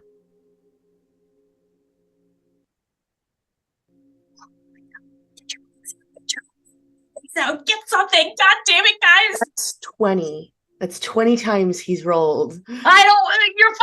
You're keeping count too. I feel physically ill. I know. Me It's, too. it's making me sick to my stomach. I'm not gonna lie. What's happening? What's happening? We tried to. I think that Monoval. So we're getting almost up to the point where the sky skiff is about to touch the stable door, and Elindra has offered that to telekinetically shove the door open. Mm-hmm. If it's gonna be a problem, Monoval will just open it for him quietly. Okay, so you're gonna get off the boat. Yeah, I'll get off the boat and I'll like look at Kalisa. Your job is to get me back up. Aye. And okay, I'm just gonna have my blasters ready. I've got my. What do I have? Do I have anything I can throw? I mean, you could throw the cat. I've got a javelin. Don't throw the cat. Monoval will dive into whatever's on the other side of that door. I will not throw Kitty. I just don't think you understand how bad it is if you go down there right now. Okay, so Dr. Monoval, you jump over the side and you move to the door. Give me a perception check. I cast guidance. Please, goddamn, see them, please. Math. I am so physically stressed. I don't think I've ever done anything like this to my players. That is a 27. Oh, thank God. Huh. That was a bad time for that. What do I see, DM? What do I hear? As you, Dr. Monoval, as you place your hand on the door, which is still slightly ajar from when Elindra was posted up at the gate, very slowly begin to push it open. And as the door slowly reveals the outside, you see, standing in the middle of the street, the pauldroned Red Guard officer with his 2 human, blood-starved hound vampires. Standing on either side of him are 2 Red Guard who also look to be vampires. And slightly behind, vampires dressed in noble garb, freshly turned. You see the captain, a grimace across his face as his lip curls, and he slowly reveals 2 very noticeable canines that suddenly are protruding from his upper jaw. He looks at you, Monoval. He says, as the door slowly opens, revealing a ship that is coming out of it. Mm-hmm. He looks you dead in the face, or in the tentacles, and says, "Oh, I thought I smelled something different." I drop the false facade. I no longer have my disguised self on. You see a purple pouch where hair would be. Purple head, eyes on either side of his neck. Red. Can I drop the artwork in the chat? Yes, please. Yes, please. He is standing a foot taller than he was, so he's 6 feet, so he's actually Kalisa's height. And fully elongated, tentacles go down to his chest. But he still has his goggles on. And as the magic of the disguise spell dissipates, and as this smug vampire says, "I thought I smelled something different," whether it is through fear, or it is through a sudden sense of, I need to surprise this guy and make him think twice before he comes at me, because he doesn't know who I am or what I am. And the spell is removed. I look at them and I go, Oh, that's so cool. Okay. I look at them and I go, is this supposed to be intimidating? And my tentacles go out and it glows. Let's play. Oh my god. And that is where we will leave it for tonight. I just like it was just a perfect it was just the perfect moment for me to drop it. I absolutely 100% agree. Thank you all for watching. I really appreciate you going on this little adventure with us as we continue to explore the secrets of Ashcaleen and of Odromia. Please tune in next time when we shall see a conclusion, ? To this party's adventure. Love you all. Have a great week.